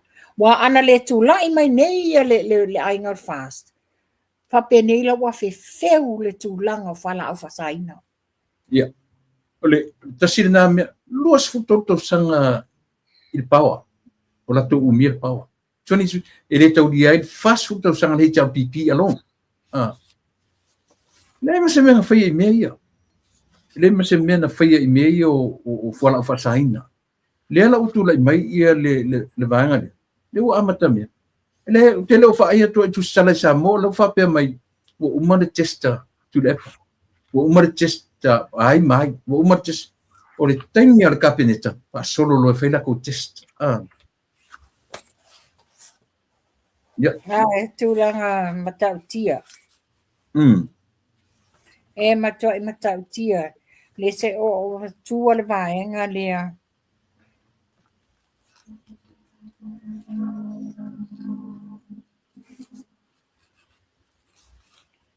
Tusa o le lea. O le tangata sa whaana nā maia le iwas fulu iwa grams o le meth i te tonu o se susu pauta na whalpui pui mo le whātau sanga. O le whaino mai, whātau sanga o whasalai nai me le whamsino sili ia leu tele mata tuatanga loa le ali o Filipo. Tolus fulu iwa tau sanga le matua o lalo vaia mamangiangi i le to ese mo le whātau sanga. O te mai taua tula epa, in the last 4 or 5 years, e apia pea lava le ingoa lea Filipo mai lalo vaia mamangiangi. E le misi le a fio tangata nei whala o whasaina. Na tau sanga lo ia sili mo le 5 tau sanga e amata il whasalanga peitai na ave whamsino tuatanga loa le whautuanga a le tua leo mo le 8 tau sanga ono le matu ia le solinga tula fono. O lea lai whapia mai, o leo wa whatpui o la so rufu 5 o tau sanga lentea. Na maua le tūlanga lea. Ia le la ua whatpui mo le whatau sanga. A ti tilo la iai. Va ai le te leo le a fianga. E tusa le tau o le iwa sulu iwa kalama le nana au maia. Pe a o ina whatatau le tupe maua mai ai. E ova Marcela wafe le tupe maua mai ai. Ola. Yo e. O le tusa o tūlanga le wa umana o mai ngā mai tutono pusa moa. A le wa mai ngā mai tutono o mea iai e susu pauta. Kofi, Yo e, o tūlanga na iai. E iai fo i la nisi, le sa maua mai. Mo meo ni, ai le iai masalonga. O ni tangata iai se fo i influence i ni fale e fai e mea ai tu apa. O na ua amai mo meo apa fala. Apa fala. Tusala o lewa iai te tonu i a pauta whasainga ngei. A le e mai e sio whalele apa whala. Whalinga mai la, o ni drugs nga amai mai whafo, whaasawa nga ele tutuila, a nga i atua i nga i Samoa. Ia, si vai lai. O le whapea mai se tangata i e sa o luma o le RSA kalanga le wakinga nga pu e nga i a drink and drive Fontoi. Io. A whanana mua na tau fia leo, ai sa i lunga wha mai po la tau loa o i o lea, ma lea. So who cares pa o lea lo tūlanga? Pete lo ia sili, pete whamasino. If you commit a crime, so be it. Na tau o nei tau whai whau ina ia, whapui ma, commit ia le fionga le li pale mia. It's something that he hasn't done. O le mea sili ngā so le alu ka mawhawha koe kauro i mea ia. Ivo, anu kua ivo la so le whainga i kāka sore. Langa wa lewa na tu sa o loto. Yeah. Lewa na tu sa o loto. Lela wa manatu I fulawa lato. Oi, we are above the law. We are up here. Nobody can challenge us. Le aila is se wo o male taimi o whainga malo. O le mea fwoi nā mo whanua, tati taloa, o ne i o iai le whasi le mele o dominate your numbers. ia matua ia pe se a foi se aonde fez se fake opposition por melen foi tu lepa tu eu mai ata ngata le HPP sa fai mai se pico e mele la ku fake itu ngai e wone yo ye le malore te mini ia mau pe se itu ngai e ngai er malo Wa te tonu foi tu lepa. Pe le iai le tuangai. O te tonu le whainga malo ale ainga o le fast. Lato te le whai iai ni ami o pio poni tu langa fau poni tu lato te le whai ia. Moni le O na tau o mai le tu le epa le mea le tu lai mai. Ua whaia pēa I lunga le observer, whaia pēa I lunga to te le malo le tunu. E ese tasi no vai atu o e sa I aisa u whaupunga o se tamai tai whapea e nofo se nofoanga e le maua se vai wa fia masina. No, tali atu lai te susinga I lunga le social media. O le whainga malo whatoa fitu masina talu na tu lai. Ai o le nofoanga e te nofoai. O ova le lua centuri e nofo I ngā. So, whaafewhena e sa I le whainga malo whatoa fitu tausanga.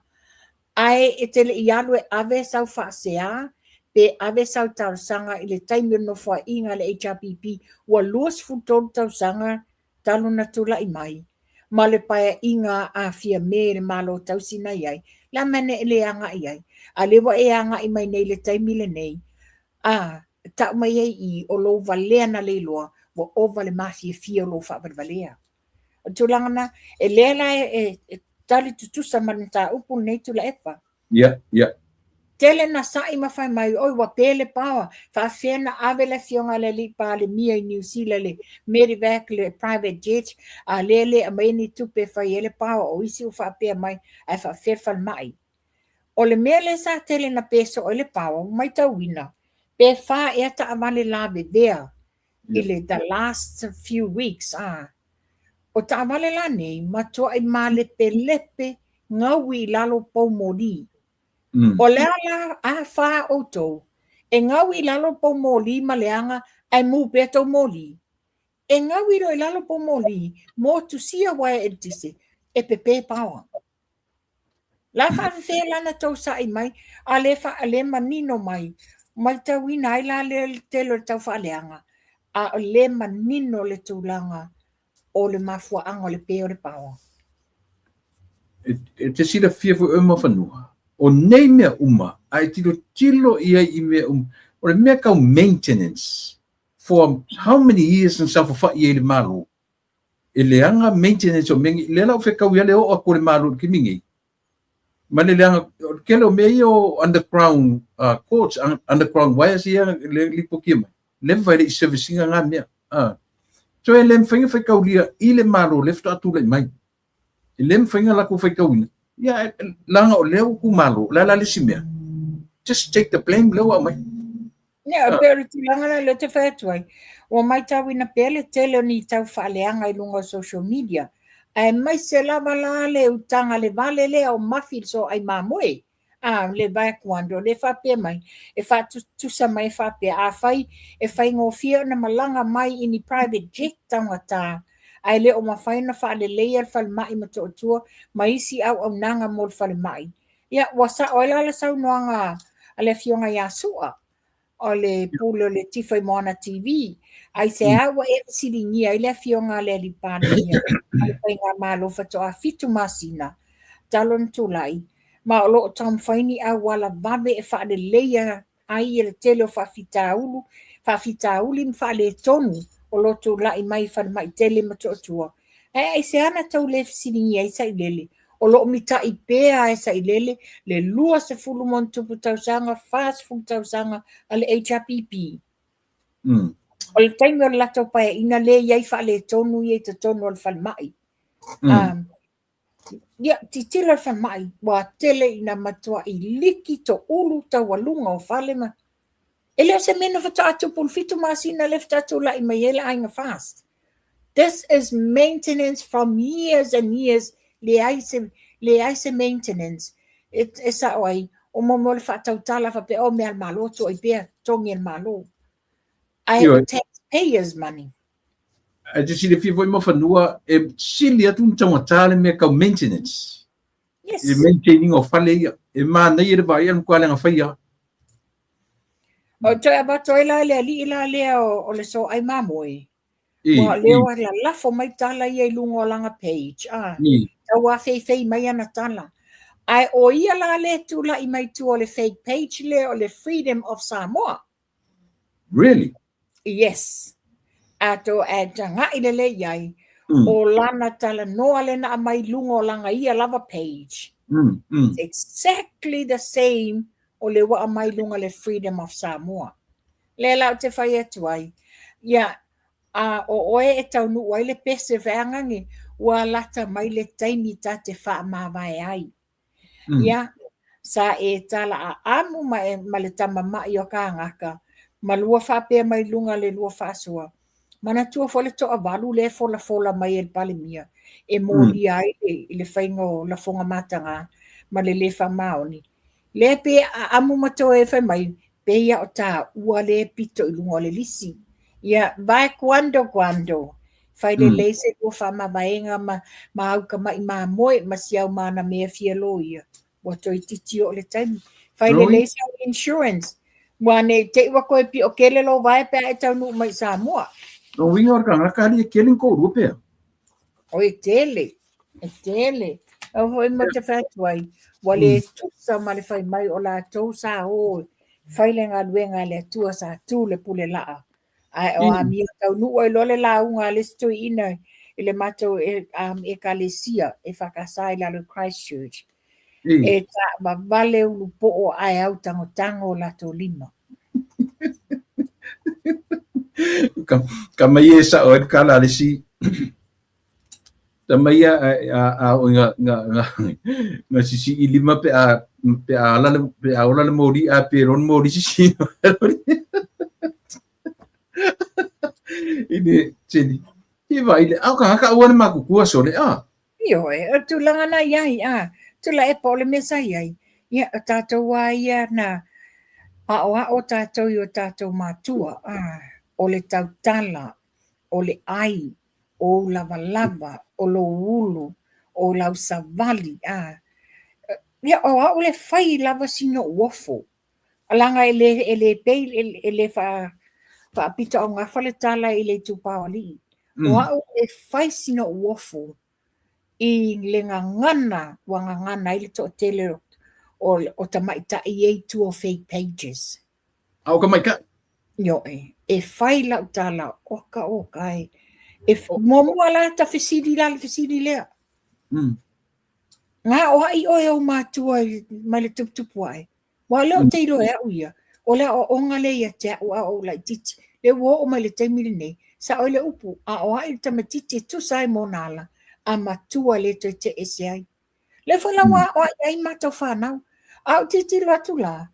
O matau whanau le wo ola ia tunu nei. Pei fo i o walo tu la epa. O le nei a o ai le ao ai le po. O le tala tu watu iai. A le wo matutua e tamaiti. E bilingual. But they ono le o onga. Is they have to have the respect for the elders. All my siblings, sane I sopo I se tala sa tamaititi, a tau tala tangata matua, sane tau tala tamaititi. You know, this is o onga nei. A vai atu whaasoa I le ngana le mai lunga. O ka maa o whale loto whapea I fu. Sa o e mataitai o le whale whaise au po le maota le o le whai e sauninga ia sa. Le unga lo fisiri le tau tuturi atu mawhanu. A whaila o le tau pele ai mamoe le tanga. O le me e o la unga I tutono au lotu even now. O le la unga I tutono. Ne ai ina ua whamao nia loa le so ai mamoe. Le lana tudi e se loa le au lotu. Le la wa tudi loa le au lotu. Sau loa malenga ngana le mawhau la lea. Le la wa sau e loa wadia e mai loa langa true colours I. Sorry. E mai la fai mai winga ale so le se kaka u whalonga pe nga na la unga pe fia eba so kaluai.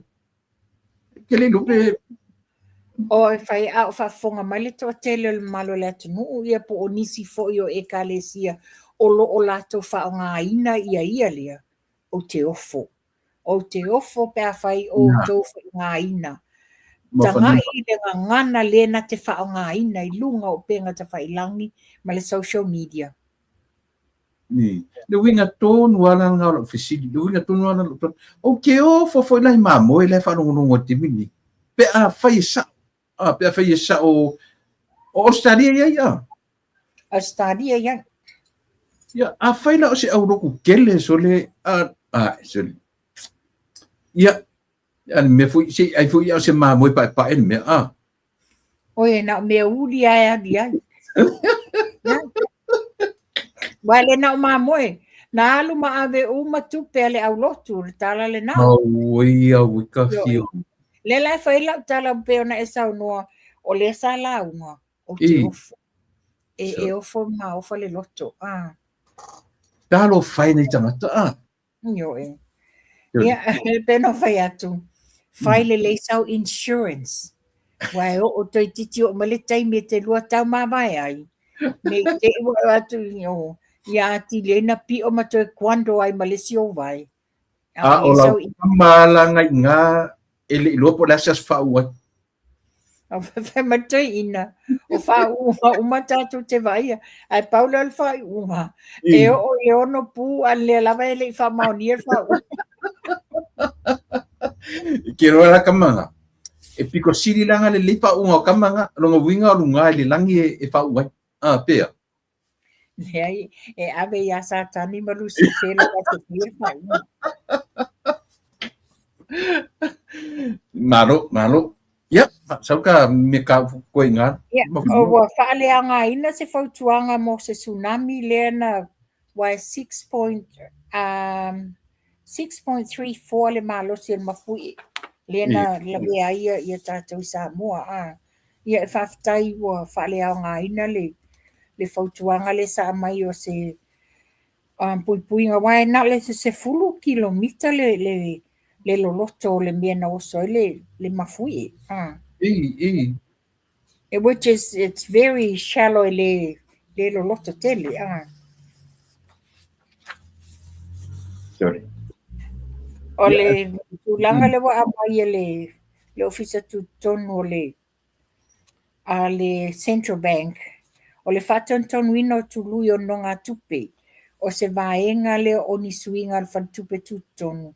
E se tā wole nei mata upu sa la ngā ile tele o whaitionga i le tusi a le IMF tu la EPA.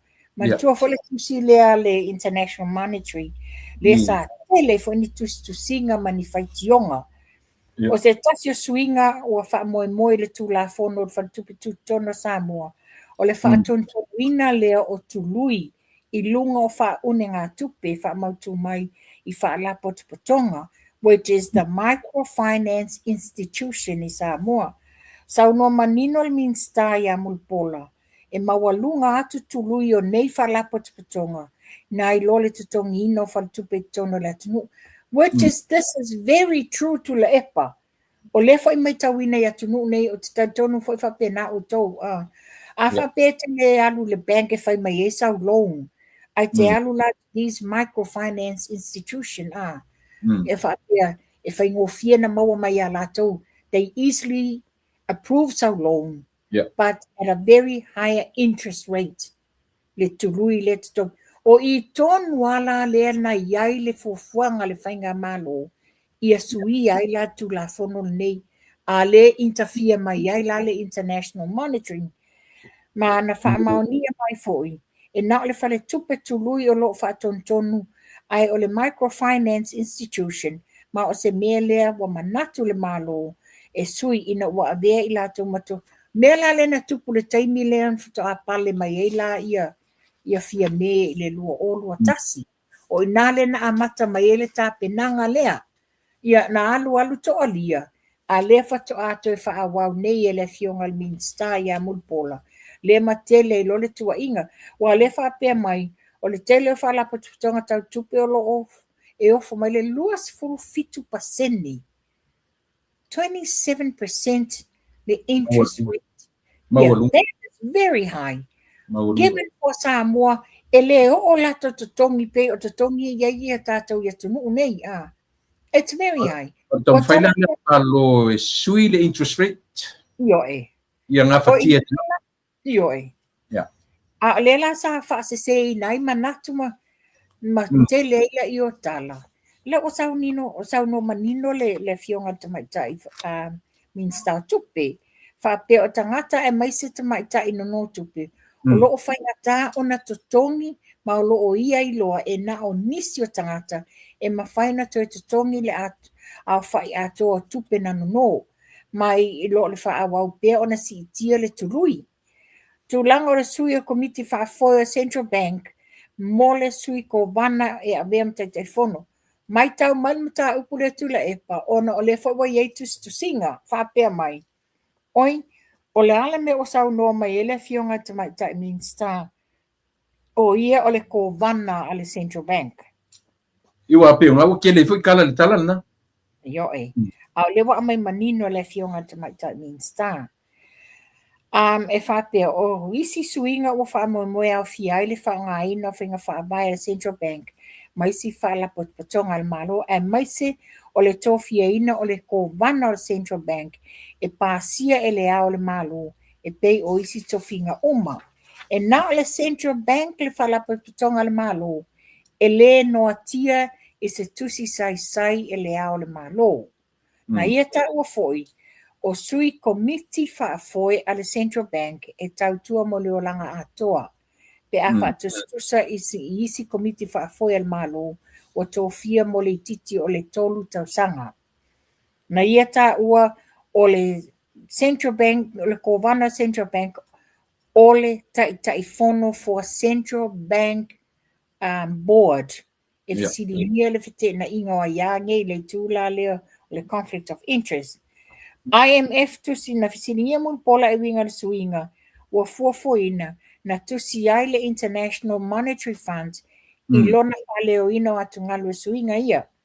Ia lela manino i lalo lana matafa ioi i le abea ai mami instao tupi e se fulu tasi vaenga o tupi o lo o ia va aia. Ma o se whainga maasani ma whainga so o se malo le toi ilo ina ma fatu wina tu la fono fou. Po o whainga o teunga o tulafono o loo iai nei. Ia o lelo manino mai le fionga tamaitai minsta o mulipola o le kovana o le IMF mawhale tupe la langi. She is the governor. She is the governor o le whatupe o le la langi. Mawha manino mulipola. Masa salonga ngala ngai lunga le whasalonga tuma oti o ia o le kovana. O nisi o whalapa tupitonga tau tupe bao malo lo avea isa mo masui. E tusai lela amai manino i. Tusai ma le IMF Board of Governance Structure e tō fia e atunu ta itasi se ko wana e masani lava o le minstao tupe po o le ao o le whale tupe tonu. So mo sa moa ia o mulipola o le ko wana o le IMF Asia Development Bank, ma le whale tupe o le laulangi, the World Bank.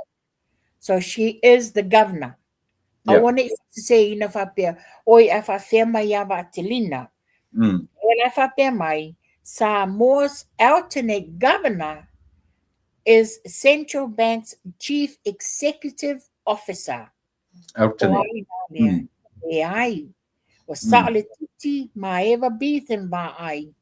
While Mayama Ataline Ainu Uenari is the governor of the Central Bank of Samoa. So she's only o le governor lea o le fionga ya mulpola po lana CEO. I tono le International Monetary Funds, Asia Development Bank, and the World Bank. O Mayama Atalina, it's only for the Central Bank of Samoa. O le whamanino lea, O mawhanua au tai i le wanga lea. Le leila leo whamanino ma mo le wha. Nanga telefo tusu singa no wharongo tu iai. Nofo mapiki mai na i leo na o si tamaitai. Ma o whapea i leo sau ma claim o ia. Ia whaptai nau manino. O le Ioi. whaila si maua lunga o le post nga i etu mai ta. Yes. E ngā tala a talina i e nari i na E Samoa. ngā tai na Samoa, Central Bank of Samoa. Ia, mana ia. Mana ia. O le fionga al minsta ia mulpola, po o a le ai mulpola o lana CEO. Ia se pautrai. Ioi. Ia Ia. se tala fia le wa mai Samoa i tātou kalapu fusu. O ia. Ia. Pe taliu i whanua se fulu iwa medals. E se fulu ua lato pine auro. E fitua lato pine siliva. Ia, e sere whawhetai i ia fo i tamali. Le ua lato tutu whaatasi na ia toe whaafoa pau whanelei le kalapu fusu. O le fo sa tau ta ua i Samoa le tele o tau sanga. O nei ia tamo o tore tai, te vitua, o nei ino. O le pelestene o tavu i Mike le misio whaatasi e malwhaia o ngā ulu, o le ali i fusu o whaumuina toa le tai David Tua. Tula e pa o tai ele mta upu lea, le ai lava se ese senga o le toe fo'i ao tama fusu e wha foele. Ia, talu. Fusu lea, e talong fusu. Lea ia se senga ma le uni laka pia Samoa. I fai i a mawhanua. I fai o soa e lo ka mawha pe lo angkor pa pe o i fu inga fusu. A e langa le wha pe se kuruko so angkor. Tele. Ia o ke ngofo malaru kuruko ko inga le kuruko e pepelo. Ia o le mea ana e tas. Tu langa na i tu lepa. A tanga i ai. Le tātou kalapu sisi me mafa. Whaamanuia ina Samoa i pine auro fo'i. Lea fo'i ialo tamadi i tua pepe a Cherry Bogo. Ia o lātou sa tau vai i fusi fo'i o taimi o lātou taimi a. Le fo'i lawa fo'i mai ia fo'i Samoa ia whamunatu o le tai David Tua. Ngā lulue whaatasi ma le plestene. Ina ia toi whaade leir kalapu fuso Samoa. Tanga ia le mātango fie. Le foi la le sa ia to tele le tunu. Foi de la kapi Samoa i tamatu wai o le manu Samoa. O ese umal au por kiki. O ese umal male au whalave vai male au ai tupe la iai.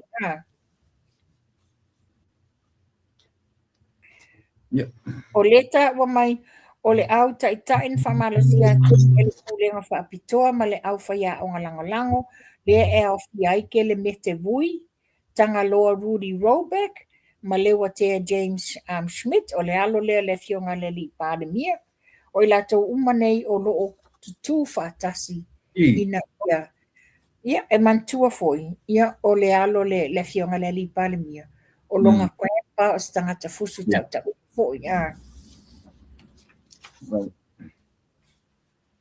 Ia tinta upo natu la epa. Pea le asolu, pea nei langa le asolua ni matu, le asolulu le auto. Le to e fono ai sa fata. Mar komiti fa foi o le se fulu miliona. Pea nei le to e fa maniere fono on e alu tuar tu peleli uman masina nei me salo sistema le asolea. O le fa pea lo mo mela fa utangata valu wafe iva se lau valu iva tangata. No winga tangata mai e pepe fa na tau tangata pito i matua e varu se lau varu iva e tu fala varu afe tu fale tai te lau o ta iafe se lau ole sau e rola ia ma le tino i tupe fa alua e iva miliona iva se lau varu fitu afe ma le iva se lau ta la to toe lor se lau se fulu afe le ala tufa i tangata fa business o safata na afia io i le vale na ngoto ia pe ola tala muli na ni le mato o li potina me Samoa na fia o tulanga na ye tula epa o mana ye yo le fainga le wa fai ele min sta tupe ma le malo ele tu lima ia tupe tangata a pe ma lo ma tupe lo o senti account tangata account tono bank account. A le pese ala kama le whauanga i ngā ua misi alofa i le whameu le se tupe. Le se tupe. Le fwoi pese tu le pa. Tula epa, ona nei, na whaasoa mai ai alupe matasila lea o le motonga. O e mai la le ata lupe matasila. O lai yuta i lana whatoanga langa lafu manu pālangi. Na ia, o le la tala wala au mai ia le uso ia Lisa Marie. A mai a ma ita le povi ngange au tafan ngale. A whai atu ro ia lupe matasila. E apea fasi mai sau povi. Na momoli mele se fasi povi masta mo kana. Ta le tau su e sanga mea. Ape mereka malu ai ke le langa studio. Iai marang studio moli ma mea uma iai chale. Apa ia tu le yo se tupe o lai e unemployed. A whai mai o le studio. Whawhina te le. O tu so e mata ofisa tuai e mata le si fito sanga lentea. O sanga i le leia ma le wele no foia ia kanata. So o fale mo me o flats ale au homeless ale council. Only one bedroom. Yeah. But these are only one. Now stama i potu lava and a little kitchenette. Yeah, malau fata ele no this. Sorry. Ia pia ni ngai pui dia. Ai yo en metona la te fato i tule. Fasanga le la mata ofisa voi. E ula li se vangan mata ofisa i te mai tu pai. Mata tu la poka la mena te fia mo ka nata. Wa venta to ofisa tu ai le fasanga to. Fa voia ango mami loinga. Ye loi. Ana oina, an fa pela wa oi. Ke alua i ambi fa. Faisang fa tau de lisa na. Ai se li ai. Yeah. O te fia avele me i le tangata, I would say the homeless o lo mana o mia la maa. Which is falling a homeless, ele homeless le ngutu le momol pepelo matawhanga. O kero fai apia ki o kia with potions me ai ave yai. Ele angale poison because that's the actor tangata le manuia. Ele le no posa o ale pupula mai mata. Kafe fe ai yeru como kau. Kafe fe ai no. Vale. So vai. Ya, mano. Yo ke ma ko kin kam kau puang. Ole mta mulmuli ale o sosoni le wa batu ele ekalesia ole. Oh yeah. Ia le lato le wa batu ai le band le watu mo lato le prosthetics ma le mobility unit ia faftai fo ile e tu ses fulu lima no fo le band na lea 15 passenger 15 seater ia le la wa batu ai la le na tau au le le swimming star swimming star ia moto po a se meheni ia mawhapea mai ei la, e lima se lau tangata mamai, o lo iei tulanga lea, apart mai ie o lo iei mana o ngā whapitoa. Yeah. So, obviously, o se vaenga, tele le vaenga, se vaenga tele i la tau, o lo o maua i lea tulanga. Yeah. O te loinga foi la le tūlanga le tele ai la tō la vei mea. O i la tō le maua le tūlanga le maisuka. Maua lunga le maisuka le tele. Tō tele lava tamari i wa tu lou whafonga anga Samoa. Wa mumutu ai vai. Wa amputate ai le tele vai. Which I know what it's like. I've seen my own brother amputate uma vai lua. It's very hard. A te loa o tangata e se rongo mea i le vai abise o tu vasa. Te visi samo. Tula epa, wa e o ele tūlanga lena. O lena liu mai le leia tu i vasa. Ia le lupolo asiata ma le atau. I. O e sau noanga a tui vasa, Mr. Elvis Molly. Wa fai lato mea e fai malote fua ia. Ma le tele mai o tala ale au vaenga ia ale HRPP ia ia. Ia fasa malote i vasa. Fai mare to lua le. Le tawa. No fa pe o e sangata le lei. Tele na tata no alo te va. O oele si te fa popo ia asiata. Le o e sangata lei. Wa sa oi mo fanua. O lo ulu kai ila. Ia ale sa oela sto ino tui vasa. O le fai uiana ia tanoanga le awani ile ia. Ai, e ke ro on me mali e. Ele fa pe foi o ko va sole. Pe o ko la kiki sole ia uso sole. Tui vasa. He looks like he's lost a lot of weight and he looks good. He looks good. Ola te vai atu sa aru se lato ti enga fa pe mai lea. Ave na ia fa ta fau, you know. Ave le mai. O le fa to ilo ai la fa pe na amputate ia lo na au. Ai no fo I mai le. Ai no fo I mai malanga le na o I Amerika. Ia e fa pe mai la ia tui vasa. Ai ole taimina al malanga na ia telo le vala ulia sa o ia I mawatu lani mani wofo ia ale upo le ne asiata pa watu asiatu. Ai atu ma watu ni 6 pack o na losi ia ave ia tui vasa. Ala la te sila fia le te tau na tau mawhai na tui vasa. Ona e ngase stue ina le suka. Ale la fa pe wa fo I mai ele malanga. A mai e lo fa ta otolia I lo tui vasa le la na amputate I lo na au. Ia e fa tai le tua. Fa tai le tua. Pe vasa e fa fonga mai bala au mai au. Tātala noa wata tau na e inu le Asia. Ia e sa o.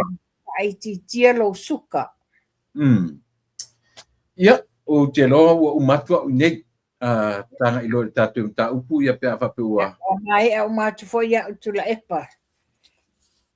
O le, tulanga le nei, ua matua I telele o lo pisi fai o le ngā luenga rush mai I, toi fai le Asia To tele malo le atunu u le wa le malanga I Samoa o ile o te lo le to a tele o I lato le malanga I Samoa.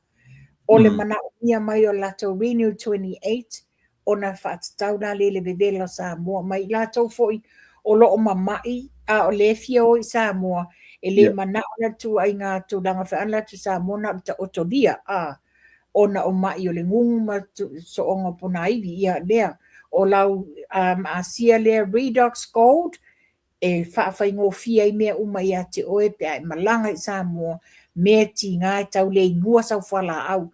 E tu wai tonu si au ta mai ato e whenua I ma oe ai whanongolongo ti ngā nā lo talatala noa po ai nisi tau te fia tata noma mili me o tino. Ia a le tato Renew 28 mo I lato e maua le lala vevela o le afu solo wha mama ia mango le tino I le afu o na ngingi la ia. It's very cooling and soothing e le aise ti ngā. Ia. Ma le tato vai masani le nei o le tato Asia Redox lea. Ia e tolu se lau whaamfonga mai whaamole e tolu se lau ma le ono tā la New Zealand mo le pusa atoa e whaafangu la popo ai e te tono le pusa o lau sapalai le nā mo le masina atoa. Whaamole e le o iai le tūlanga o le ongo fangu le nā al tangata ua member o tangata wa e join as a member. Le maua e oile mea ta o le essential pack o le pack le nā e ongo fangu ia lau fifilinga it's either or that po o le kulemi lea o au jaos na maua atu lau essential pack. Ia o le nā tula epa wa mai atu au. Ia o le numera nā wai lunga o le screen o le olua tasi lua I walua tolu wono o tasi. Malo whaftai tele mo ta o nang fo nia fiafi na fa mai o to New Zealand Australia I vaenga o New Zealand mala wane I le olua tasi lua I walua tolu wono o tasi ia fesili ia I ele ngata o le Asia o products uma e maua ina ia mafanua ale Asia I so se vanga pi on mata mwhai e whaelo atu o le tau I New Zealand ile pe atu mai foi liu de tupe America tu se lei martau ia i matu luas I mean se lau fit se fulu ia le tau ia i matu nei ia pe fa pe e te member wala mai i le limo no lua tolu fitu o no lua fisili mosori ia pe fisili mai foi ia chao ia ia nei ia vanoa ma fanua ia sauno ia fa mai arta por kalami ia ona talaile au ia ufa umata au nangania fiafi tu ternoeli se temi o momo ma fa lo ia fa taitula e pa ali e vatua fa maina tatu pokalami ia o le tarsanga tu watu ile mamalu le atunu o tatu supporters lango tautuana ia o le road show o le tatu ainga fast e fai ele stona nei i no fuanga i mangiangi ia o le lango inga o le tatu sui tauwa o le e avea le tatu fua fa mulmole o le tūlanga lea i le palota ia tautuana le tatu sui i vai maunga tolu le fionga ia tai Eliseu fiti ai maasu ia ona o mai lea le tūlanga ia molia pea tatu tausanga moles le fionga le tatu palemia mo maua e ia le tino malosi ia ai mai se foi ia tamaitai mari i fo mai ia o lo latou ngā lulue ina ia tonga fiti lo na ngase ai o maua le tala o lo o wha solo ina manuia o ia ai ia mantua pe ia tātou tausanga ia lau whafonga anga sa mo o le nā ua umana ma whaasoa atu ma tā tala noa ma whaailoa ma ilo ma tā upu ina ia whaingofia no tau malama tele o le nunumi tele o le tau whaasise mea o lo tutupu mai sa mo ai o mātou lava nei e tau alanga ina ia wha malama le mea moni ia o tau ina ia whaingofia no tau malama ia tono vai aso fou o le asato nai pule alofa le ali i maua le ola ma le malosi ia o te iwa maua se sia o te lenga tono maua tuai se tala fie i le fionga le ali pandemia ia tula epa fa tau fa soifua e malo le atunu ia fa pena foi ate oi tai tele te o tu fine ma fanua ia mo temi fa vanoina pisi ngā luenga pisi i tute fa ainga pa no lava temi ona o tatu tute ma fai vai longo puiri sa moa ia maua se mala mamanga ia maua se lato pafunga mai ia au tatu fai o tatu faiva ia o saati ia maua se mala mamanga ia sa moa o lo fafunga mai a maua se avanoa ile a momolia to lo fanga ile fionga ia pe a maua wa te lona la a fai ko point o to umana o fasala ia e mosto wa no fatasi mala na fionga alo fatia tafea ia mare no fa da filo di telefoni manuia nei po manuia to engol vayaso alo fatu tene as fa now ia sei foi ia olena o te io manatu le ua